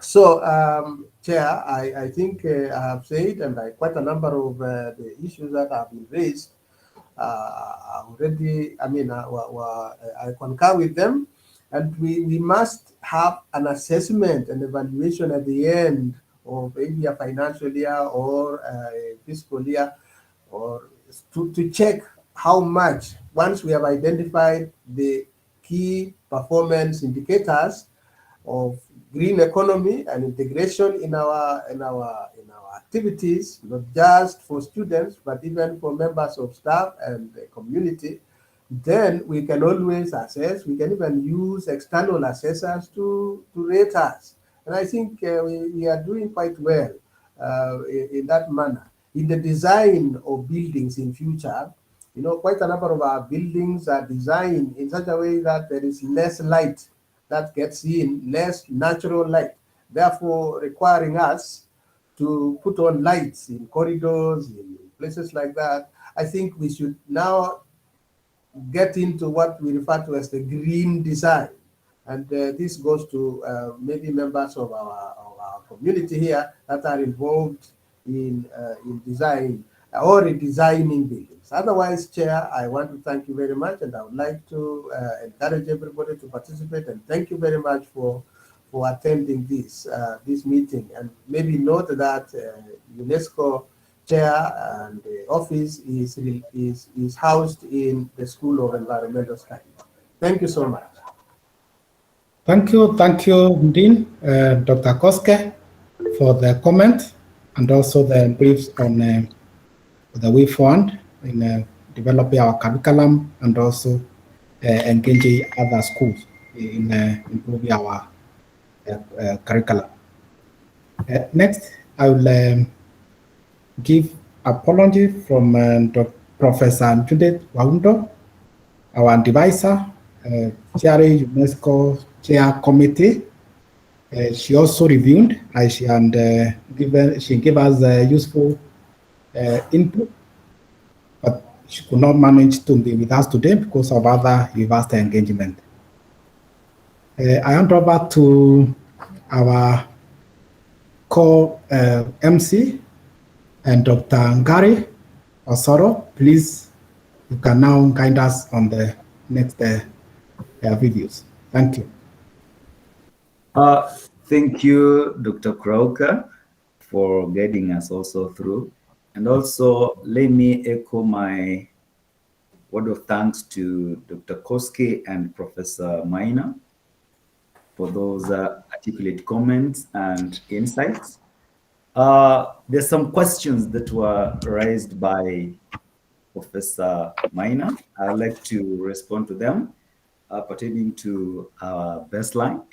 One of them is he asked that is our current curriculum balanced in green economy competencies? What I could say is that it will depend on how you view it, but from the results, what we could say is that there could be competencies, but they're not well balanced. And one of the reasons is that we have not embraced the aspect of interdisciplinarity across schools, departments, and also from the professional staff, the kind of maybe projects you do and the expertise you have, or maybe the kind of research you do that is supposed to be inculcating other aspects from other schools that are well customized to your school or your research area. And pertaining to the question you asked, Professor, about the toolkit evaluation, what I could say is that when we were on the batch of and we completed the survey of the baseline, we realized that as much as we are talking to the students and lecturers, indeed we need to customize a specific toolkit that looks into lecturers, looks into students, and also in terms of management, so that we're able to evaluate what do we really know about green economy. And what I can echo here is that we are indeed focused, and we're trying to have those toolkits ready. And when they'll be ready, we'll try to roll it out. Also, it could be another addition to our baseline results. And the second question you asked is, what could you do to our universities to repackage green economy initiatives? And I found that a question very interesting. One of the things we need to do, we need to look at the kind of programs and the courses we have. As we talk along and discuss over this, we know that some of these initiatives, if we have some programs that inculcate what they're focused into, then we could be going forward well. And another thing we need to do is research. But again, what I see is that, and I have to acknowledge that the Kenyatta University professional staff are really very active in terms of research and even publications. But are we localizing our research, or we're just publishing these papers so that the outer world is more conversant of what we are doing rather than our own? We must start by creating the competencies from ourselves so that we're able to be embedded well with the kind of knowledge we have on green economy. And also, another thing we need to do on this initiative is academia industry partnerships, where I see from other universities, maybe or have attended their webinars and conferences, is that as you are doing research or you're trying to establish an initiative, it has to be supported by the outer world or by the industry, so that this one also creates opportunities for funding and also apprenticeship and internship for the students. And the third question was on how do we improve the curriculum? This has also been a question on debate, but for me, from the results, what I could say is that, if you could say even from the conclusion and the combination, is that one of the things we need to do, we need to reorient existing courses to cover green aspects. That means mainstreaming. That was echoed by Dr. Koske. And thirdly, secondly, is that we need to harness interdisciplinarity. And also another thing is professional research refresher courses. What I get is that it is good to have your master's or to have your PhD, but don't be in your comfort zone. As professionals and as also scholars, researchers, and lecturers, we need also to doing such kind of refresher and professional courses. If you look at UNITA and also you look at NITA, there are many courses that are coming on board. If, for instance, you have a unit on climate change or green economy or sustainability, it is good to go an extra mile to see the current unfoldings in that sector or in that area so that you are able to be more conversant. And the final question was, how do we churn out the findings and the report? Because that's what the question that was asked by Professor Minor. Yeah, we're finding the findings of the baseline lucrative and interesting, but again, they will not be of any essence if we don't move very fast and swift so that we're able to churn them out. One of the things we're intending to do at the moment is we're working on publications and manuscripts that they could be ready by the end of next year before they're submitted for high peer-reviewed journals. And another thing we have been actively doing at the moment is webinars and seminars, whereby we have established networks through the UNESCO Chair Office, where we pitch our results. Also, we talk about the things we are doing. And another thing is we have a task force of very hardworking interns who are our research assistants. At the moment, they're trying to do summary brochures that will be rolled out at the Kenyatta University website on some aspects that we found from the baseline. And also another thing is we have also our communication interns who do website periodic report articles. That's why I urge you that all the time kindly be checking the UNESCO Chair website at Kenyatta University, where you will be able to see the current activities we're doing and the initiative and the things we are focused into.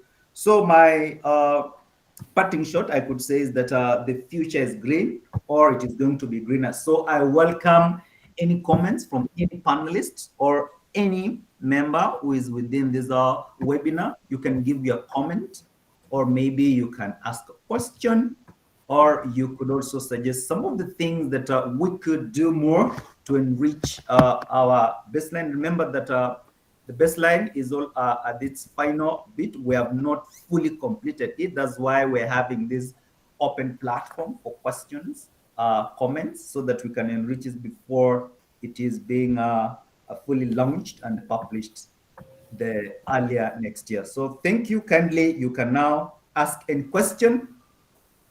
The floor is open.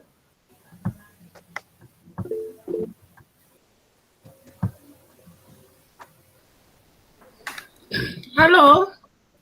Yeah, kindly go ahead. Yes, this is Dr. Onono here from economics. Yes, Dr. Thank you very much for the baseline.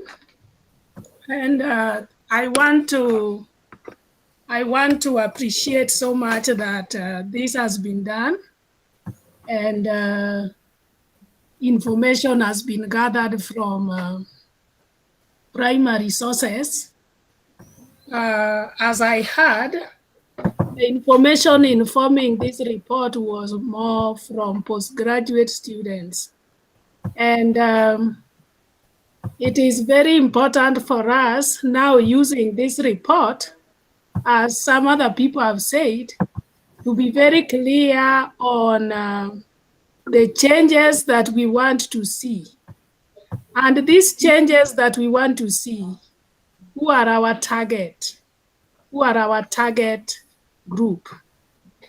For purposes of really informing attitude change, behavior change, and others have, as my other colleagues have spoken, I think the undergraduate are going to be very, very critical here, because this is where we are really interested in where do our graduates go after they have completed their studies.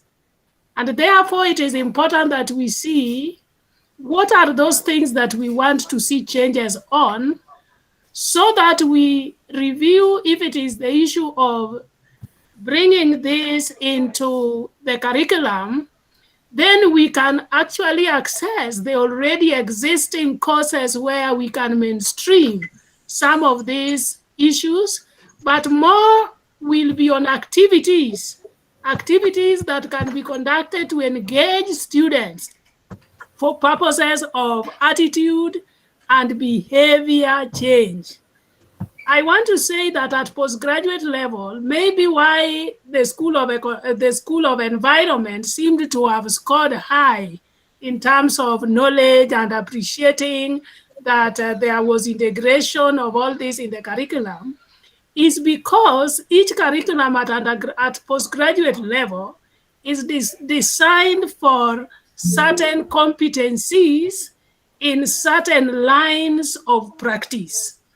And therefore, you might find that in that area, more of concentration is not focused on a content that is related to issues of greening, but there could be a lot of content on sustainability around different concepts.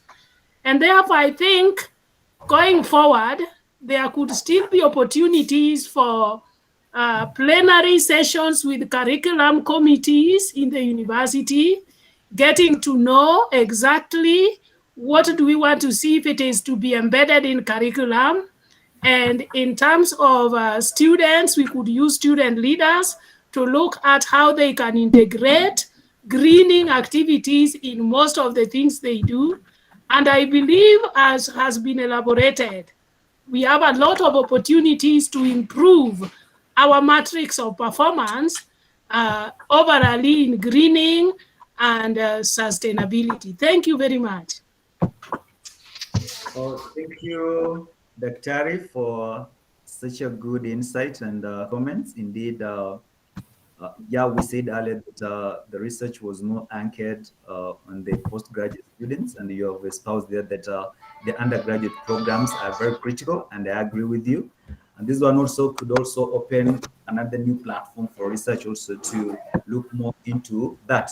I saw a hand raised by Dr. Hanabula. Kindly, you can go on with the question or the kind of comments you could like to make for this platform. Dr. Anna Bula. Thank you very much, Ngare. I think I raised my hand by mistake, but nevertheless, let me proceed and make my comments. I want to appreciate the findings that were generated by the baseline. I actually participated in doing the baseline, but for purposes of probably improving on our reporting, I would like to mention that it would be important if we disaggregated the data so that we are able to get the responses of the lecturers, because we did interview and issue questionnaires to the lecturers. Also desegregate the data in terms of the postgraduate students and also heads of departments, so that finally, when we triangulate and come up with a conclusion, we're able to get to know the input of each particular segment on what their feel was about, how much they know about green economy, and how much it can be streamlined. I mean, it can be mainstreamed into our learning and teaching. That is one. My second reaction would be that much as we did the baseline on the postgraduate students, and I agree that a big population is formed by students who are undergraduate, and yeah, and actually they form the big population in our universities. But I would want to say that we needed to start somewhere, and therefore we could still escalate it to these cadres or categories of respondents or clusters of respondents, as it were. So my thinking would be that if we still focus on the postgraduate students and the heads of department, and probably make recommendations on coming out with programs like in the literature review, we realized that the universities in Europe and in the USA, some of them have exclusive programs that are called Green MBA, for example, Green Master of Business Administration. We would want to bring that on board and see how green economy and sustainability can be embraced in our university. Thank you. How about you? Thank you. Thank you, Dr. Hannah, for that well articulate, and you have really pointed out what we need to inculcate more so that we can come up with very comprehensive conclusions. I've seen Dr. Shem Maingi, you've just raised your hand. Kindly, the floor is yours. You can take over. Thank you.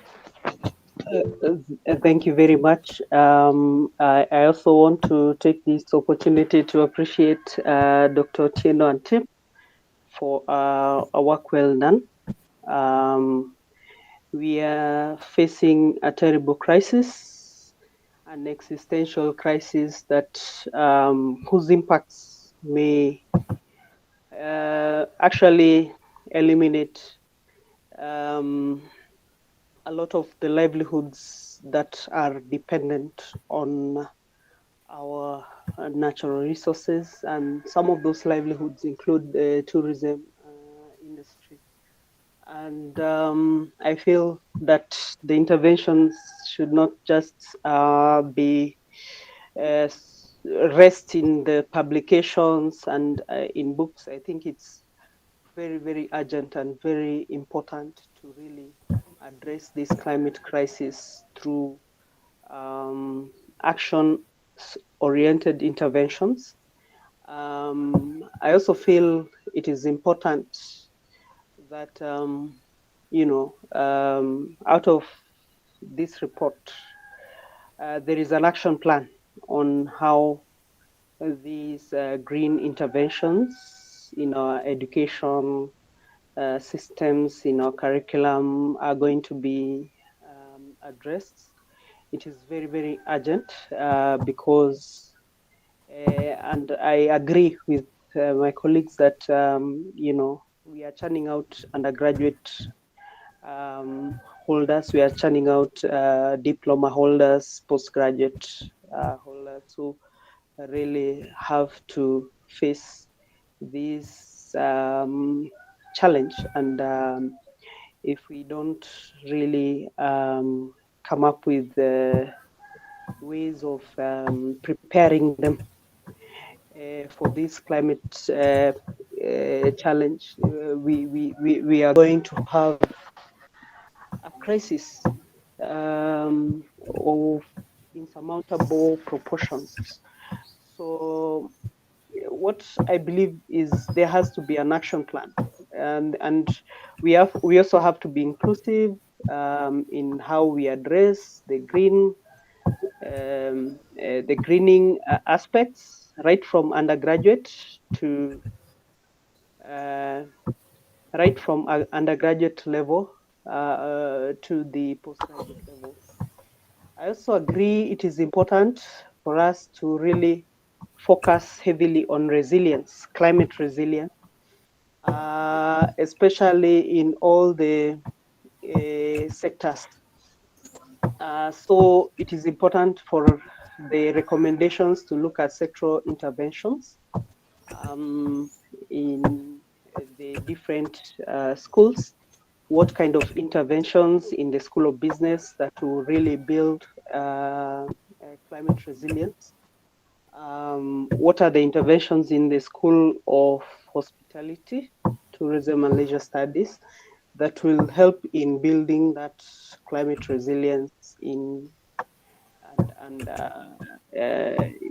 within our education system, so that we can also participate in building a more resilient economy. And I feel that this should really be an action-oriented kind of research than to say that it will just get into a publication and, I think it's very important we implement this as as an intervention, a key priority intervention, not just for the university, but for the country. Thank you very much. Thank you, Dr. for that wonderful insight. Yeah, indeed, we have this unprecedented climate change crisis, and part of it we build resilience and growing green. It's a way that we can be able to control that. And also, you have mentioned a very critical point on doing an action plan. I think this one is a very critical point, and we could also try to engage different schools and department representatives and other professionals so that that one can be able to be made a reality at Kenyatta University. And if I go to the commentary, I've just seen a question from Joseph Ndolo. Henry is asking about, I expound more on the funding green economy initiatives. And well, I'll be very quick. And one of the funding green initiatives that we could leverage on, Joseph, is you've seen about the sustainability reporting, even though currently they call it corporate social responsibility, where we have got different entities. It could be Safaricom, it could be Kenya Commercial Bank, whereby they support students or different clubs like KUNEK. When they're having an activity, maybe we could be talking about Green Week at Kenyatta University. If we are able to tell them what the kind of thematic area we want to do or an activity, they're able to support that. And also another thing we could do to fund for this green initiative is to have good partnerships with these industries, whereby if we having also activities that are going on at the university that are more green-based, they can also come on board through some little funding. They're able to do that. And finally is fundraising with the Mammoth projects at school level, at university level, whereby we can allocate a kitty from those projects that is also supporting this kind of green initiatives. So with all that, and also Robert Washira Irungu, you are asking if there is a possibility of doing the possibility of there is something I saw here. I don't know if you have deleted the comment. You are asking about establishing a green toolkit that looks into different sectors. Yeah, indeed. But I could say a big challenge is that we have got different ways different industries do. For instance, you could look at the case of CAM, Kenya Association of Manufacturers. They've got their own school right now that deals more on issues of on greening, on circular economy. So what could be happening is that that one can not only be possible, but we need to engage maybe academia and industry, where we've got this, we target manufacturing, we target processing, we target agriculture, so that we're able to customize a toolkit. But the challenge is that some of these industries have got different targets or the things they want to address to. So it could be a bit of complexity, but maybe we identify different industries and then we start customizing and try to leverage or link it to academia and that particular industry, so that at the end of the day, you're able to find holistic needs of within this toolkit by different sectors, and then it could be easier for us to do that, so that we are able to have now a toolkit that looks across all these sectors, so that we are able to evaluate what we are doing at the moment. So I think because we're time tight, allow me to ask our other moderator, Dr. Kurauka, to invite our DVC Rio so that he can give the closing remarks. Thank you. Okay, thank you, Dr. Sorongari, for that wonderful presentation and also moderating the session, and also colleagues who have made their comments, and the team that was involved in reviewing of the report. So I take this opportunity to welcome our Deputy Vice Chancellor in charge of research and innovation, acting DVP, to make closing remarks. Karibu sana DVC.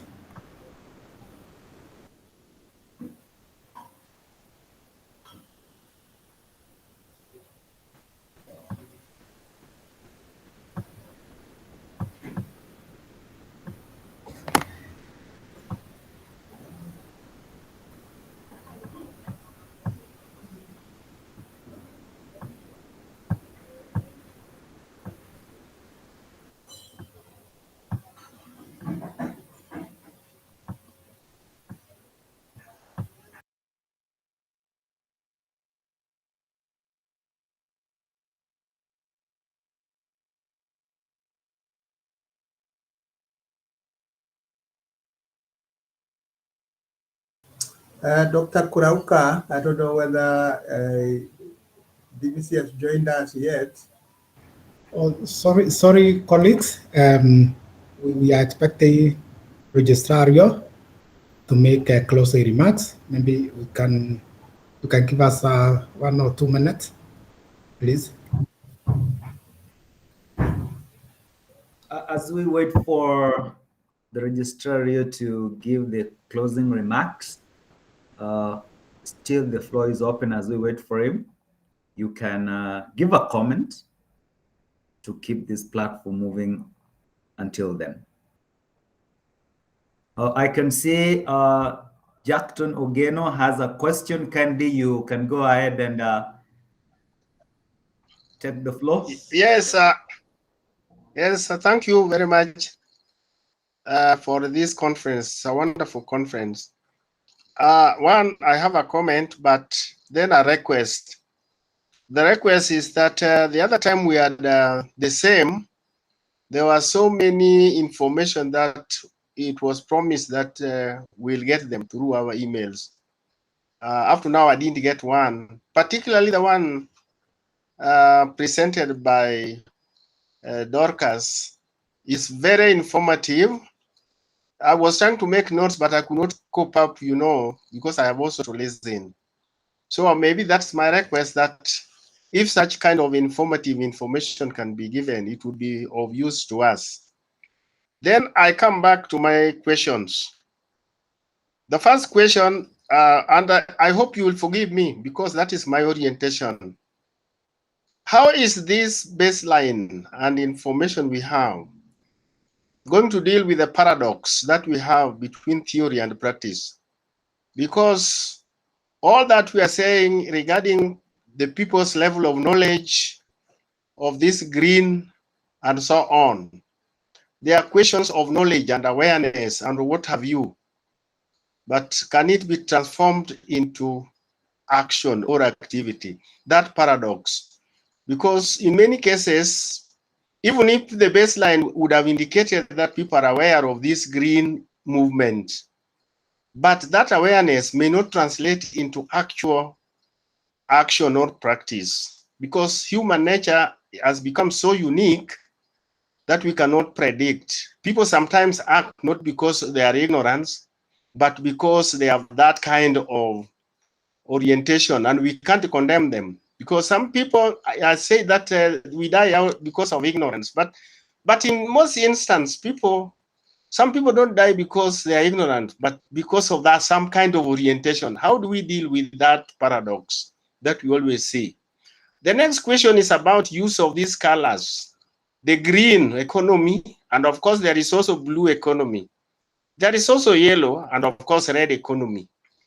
The green looks like it can be applied to tame what goes on in the yellow and in the red, even in the blue economy.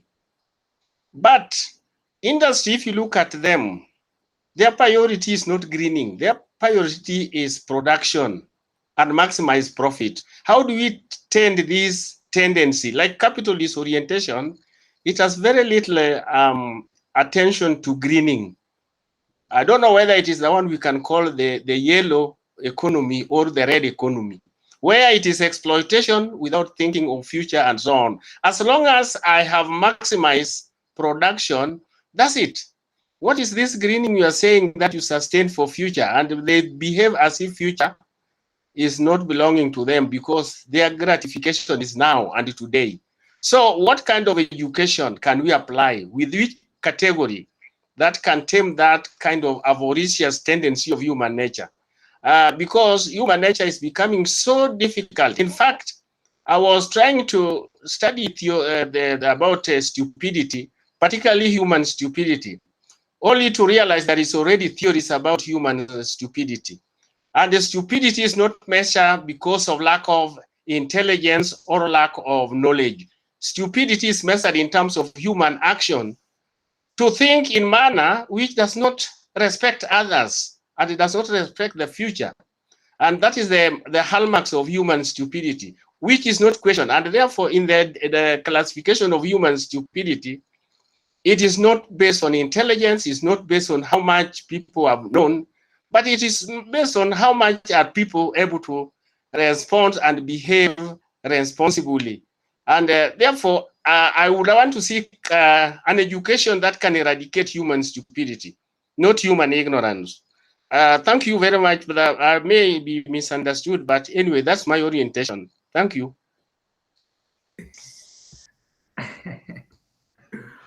Well, Jetron, that is, well, I don't know where to start from to answer you, but let me answer you the best I can.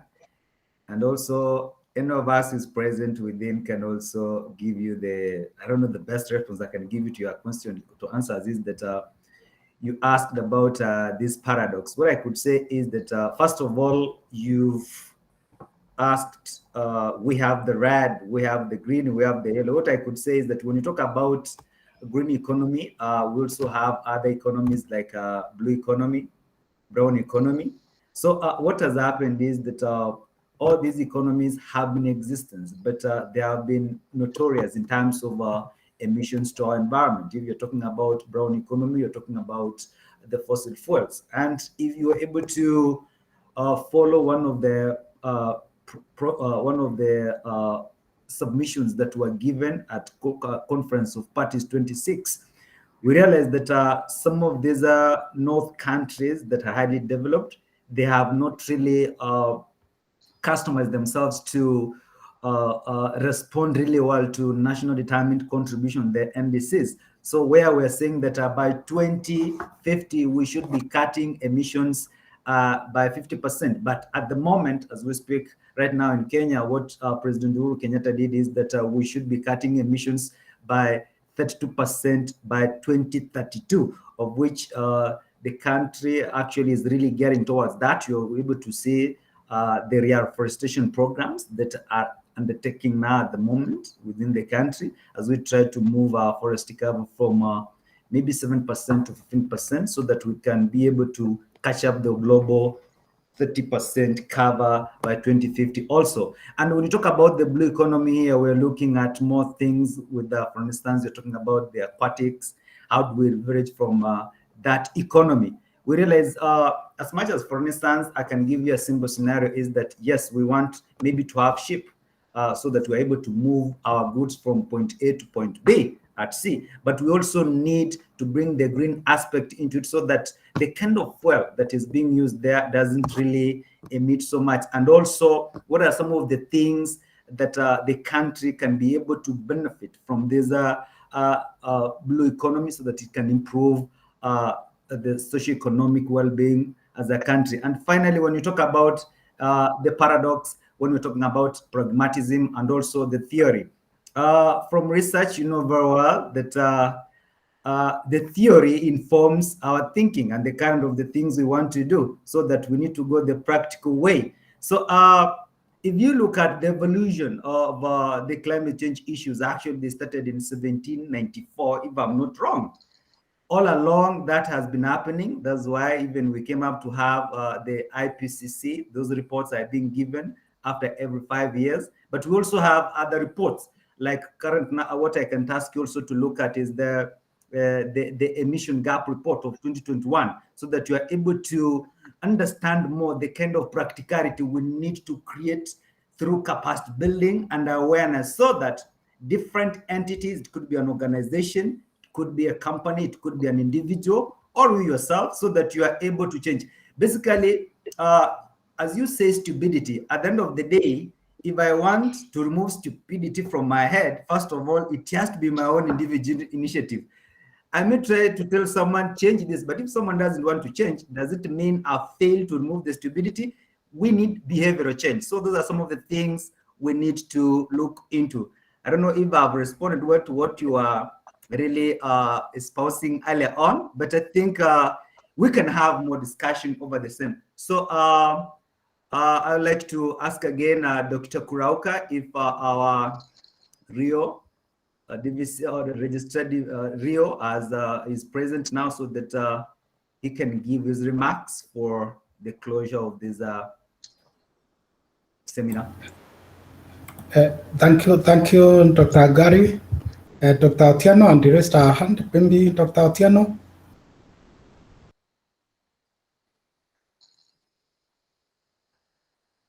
Is Dr. Otieno? I think my hand was up earlier, but when I saw Registrar Rio come in, I thought he was ready to close.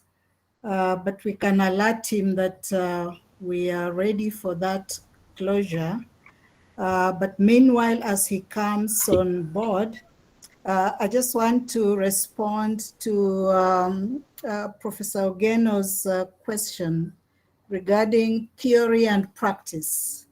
I think it's a very good question because that is what we are targeting to also influence or mainstream in institutions of higher learning, so that we change the curriculum or we influence the curriculum so that we have more practical sessions of learning, than theory. At the moment, I think theory may be about 60 to 70, but ideally it should be the opposite.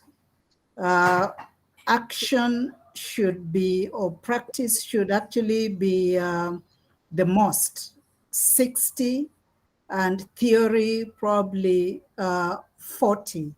I think we have experimented such a course in the School of Environment called ESDA. I think I coordinated the development of that course, and it was introduced in different parts of Africa, and it has done well. It was supported by UNU, United Nations University, because they actually understand what Africa needs. Africa needs more action than theory. And therefore, you have actually kind of preempted what green economy is going to transform. It's going to also transform the learning approaches, so that also when the graduates go into society, they know that problem solving should be hands-on and not theoretical. I hope I've answered your question. Thank you. Thank you. I think I've seen Registrar Rio. Therefore, Dr. Kurauka, you can do the next. Okay, thank you, Dr. Otieno, for that contribution. Welcome, Registrar Rio. I will take this opportunity to welcome Dean, School of Environmental Studies, Dr. James Koske, to officially invite Registrar Rio, Professor Vincent Onyora, to officially close the validation workshop. Karibu, Dean. Thank you, Dr. Joseph Kurauka, Chairman of the Department of Environmental Studies and Community Development. Members, I apologize, my video appears not to be compatible with Google Meet, but I think you can hear me well. This has now we are coming to the conclusion of our webinar. DVC Rio, you are welcome to make your final remarks. Welcome, Professor Vincent Onywera, Registrar Rio, Kenyatta University. Thank you very much, our Dean, Dr. Kosgei. I would like to start by appreciating the Dean School of Environmental Studies, Dr. Kosgei. I would like to recognize the Kenyatta University UNESCO Chair, Dr. Dorcas Otieno. I would like to recognize all invited guests, professional reviewers, and colleague members of university management who are here, members of Senate, directors, my colleague members of the teaching fraternity and the non-teaching staff, distinguished ladies and gentlemen. I'm really humbled to be here this afternoon to preside over the closing of a very important academic exercise, that is the baseline validation on green economy and sustainability. Ladies and gentlemen, this is not the beginning of the end, but rather the end of the beginning. Our philosophy as Kenyatta University is sensitivity and responsiveness to societal needs and the right of every person to information and knowledge. And this philosophy is backed up very closely by our identity statement that Kenyatta University, we are a community of scholars dedicated to generation and dissemination of knowledge and inculcation of moral values for sustainable individual and societal development. I am therefore very, very happy as the registrar in charge of research, innovation, and outreach to stand before you and deliver these closing remarks. I am honored to be here with you as we celebrate the completion of this very successful baseline validation process on the green economy and sustainability. I would like to thank and appreciate and congratulate all the stakeholders who have made this workshop a great success. I had an opportunity to listen to the conversation that was going on. Dr. Ngare was giving some observations, and I also listened to Dr. Dorcas. I listened to my teacher, Dr. Jecton Ogeno, give some observations, and there's no doubt in my mind that the output, the value, the outcome, the future of this green economy and sustainability agenda is bright.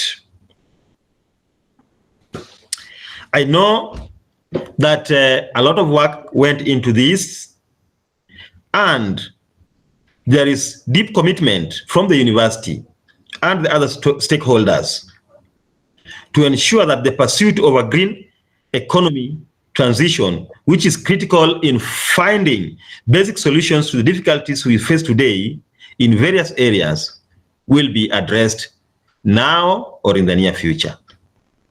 I would like to emphasize, ladies and gentlemen, that the green economy is taking shape in meeting the needs of our communities, particularly through learning and research in the academic sector.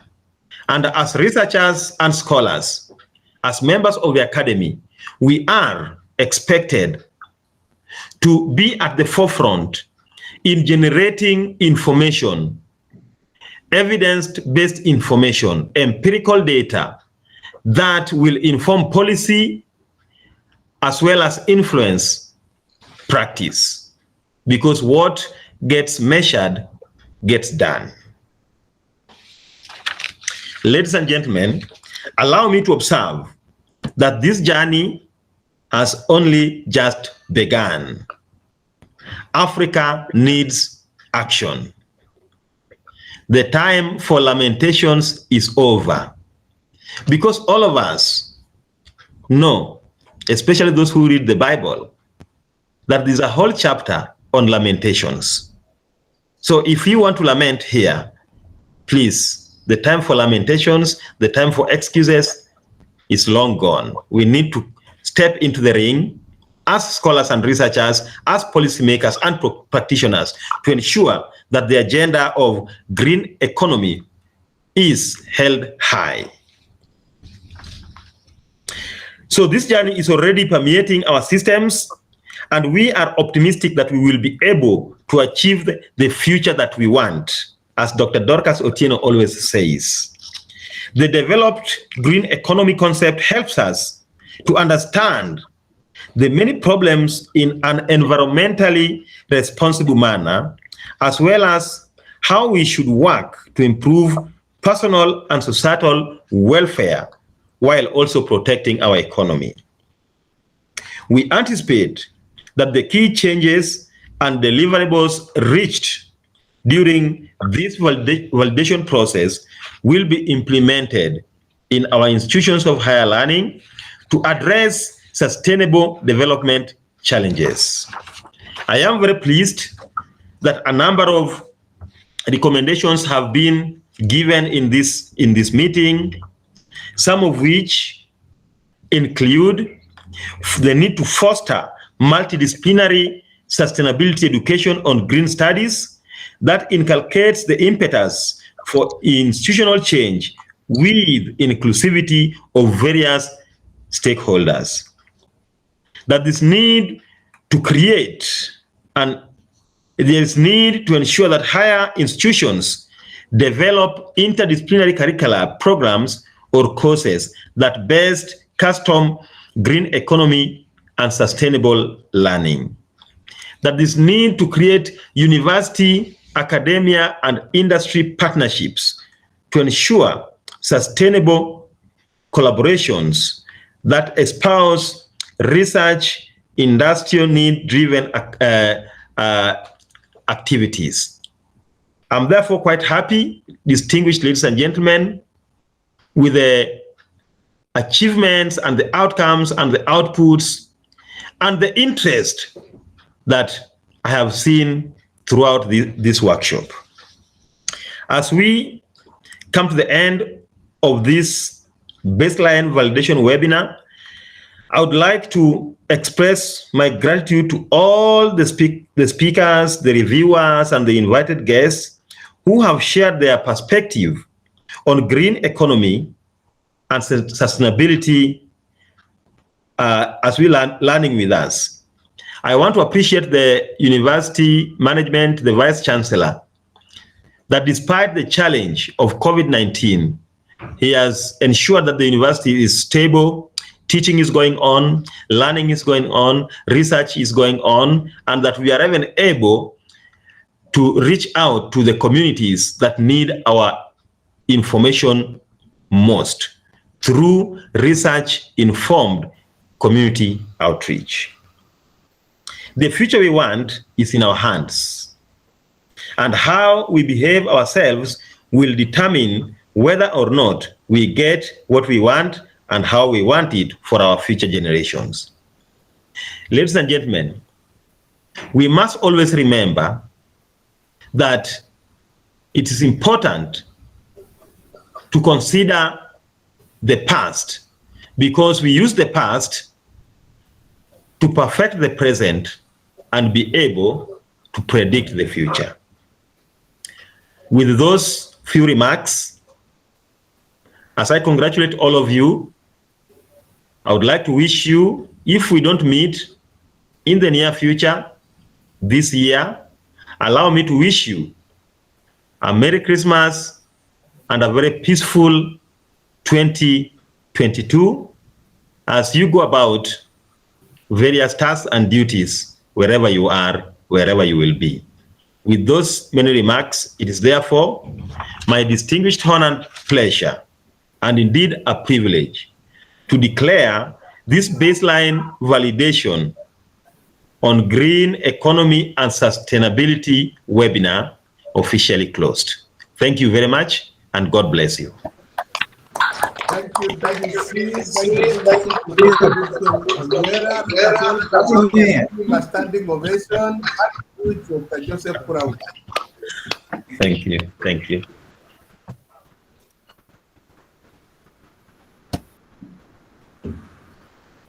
Dr. Kurauka.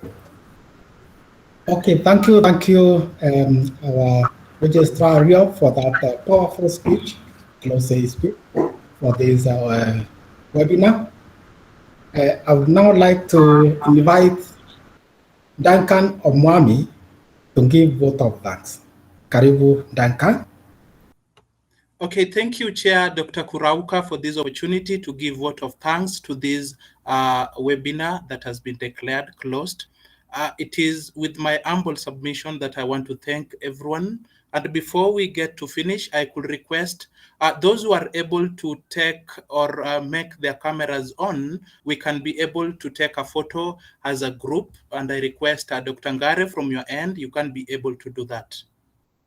As the photo is being taken, I want to really appreciate the effort of the administration that is being represented in this validation process. The Office of the Deputy Vice Chancellor, Research and Outreach, Registrar Rio is here represented. The Office of the Vice Chancellor equally represented. I want to thank you and congratulate all the efforts that have been done by the Kenyatta University fraternity that has enabled the Office of the UNESCO Chair to work closely with the management, to work closely with other members.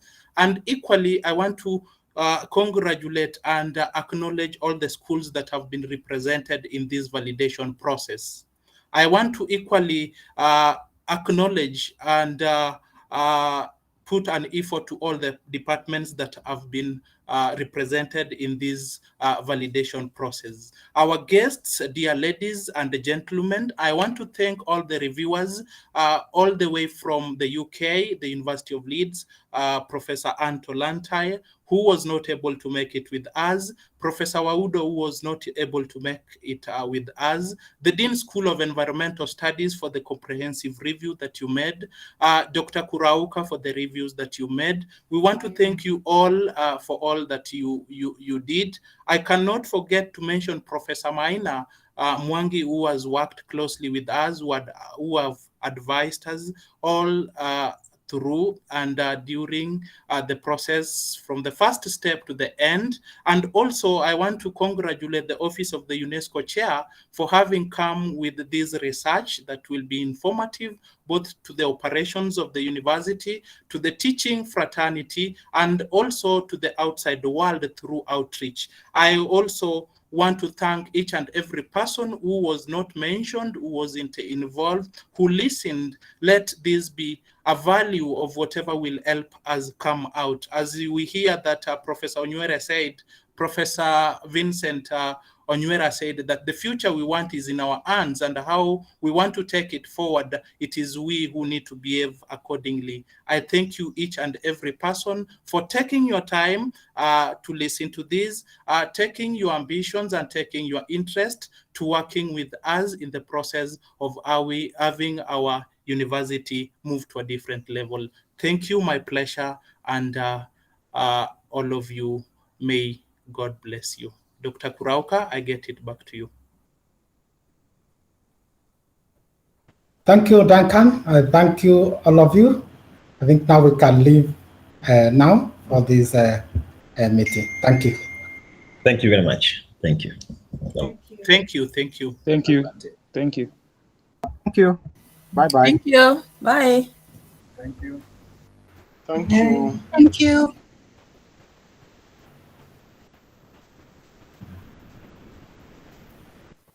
Thank you. We do try.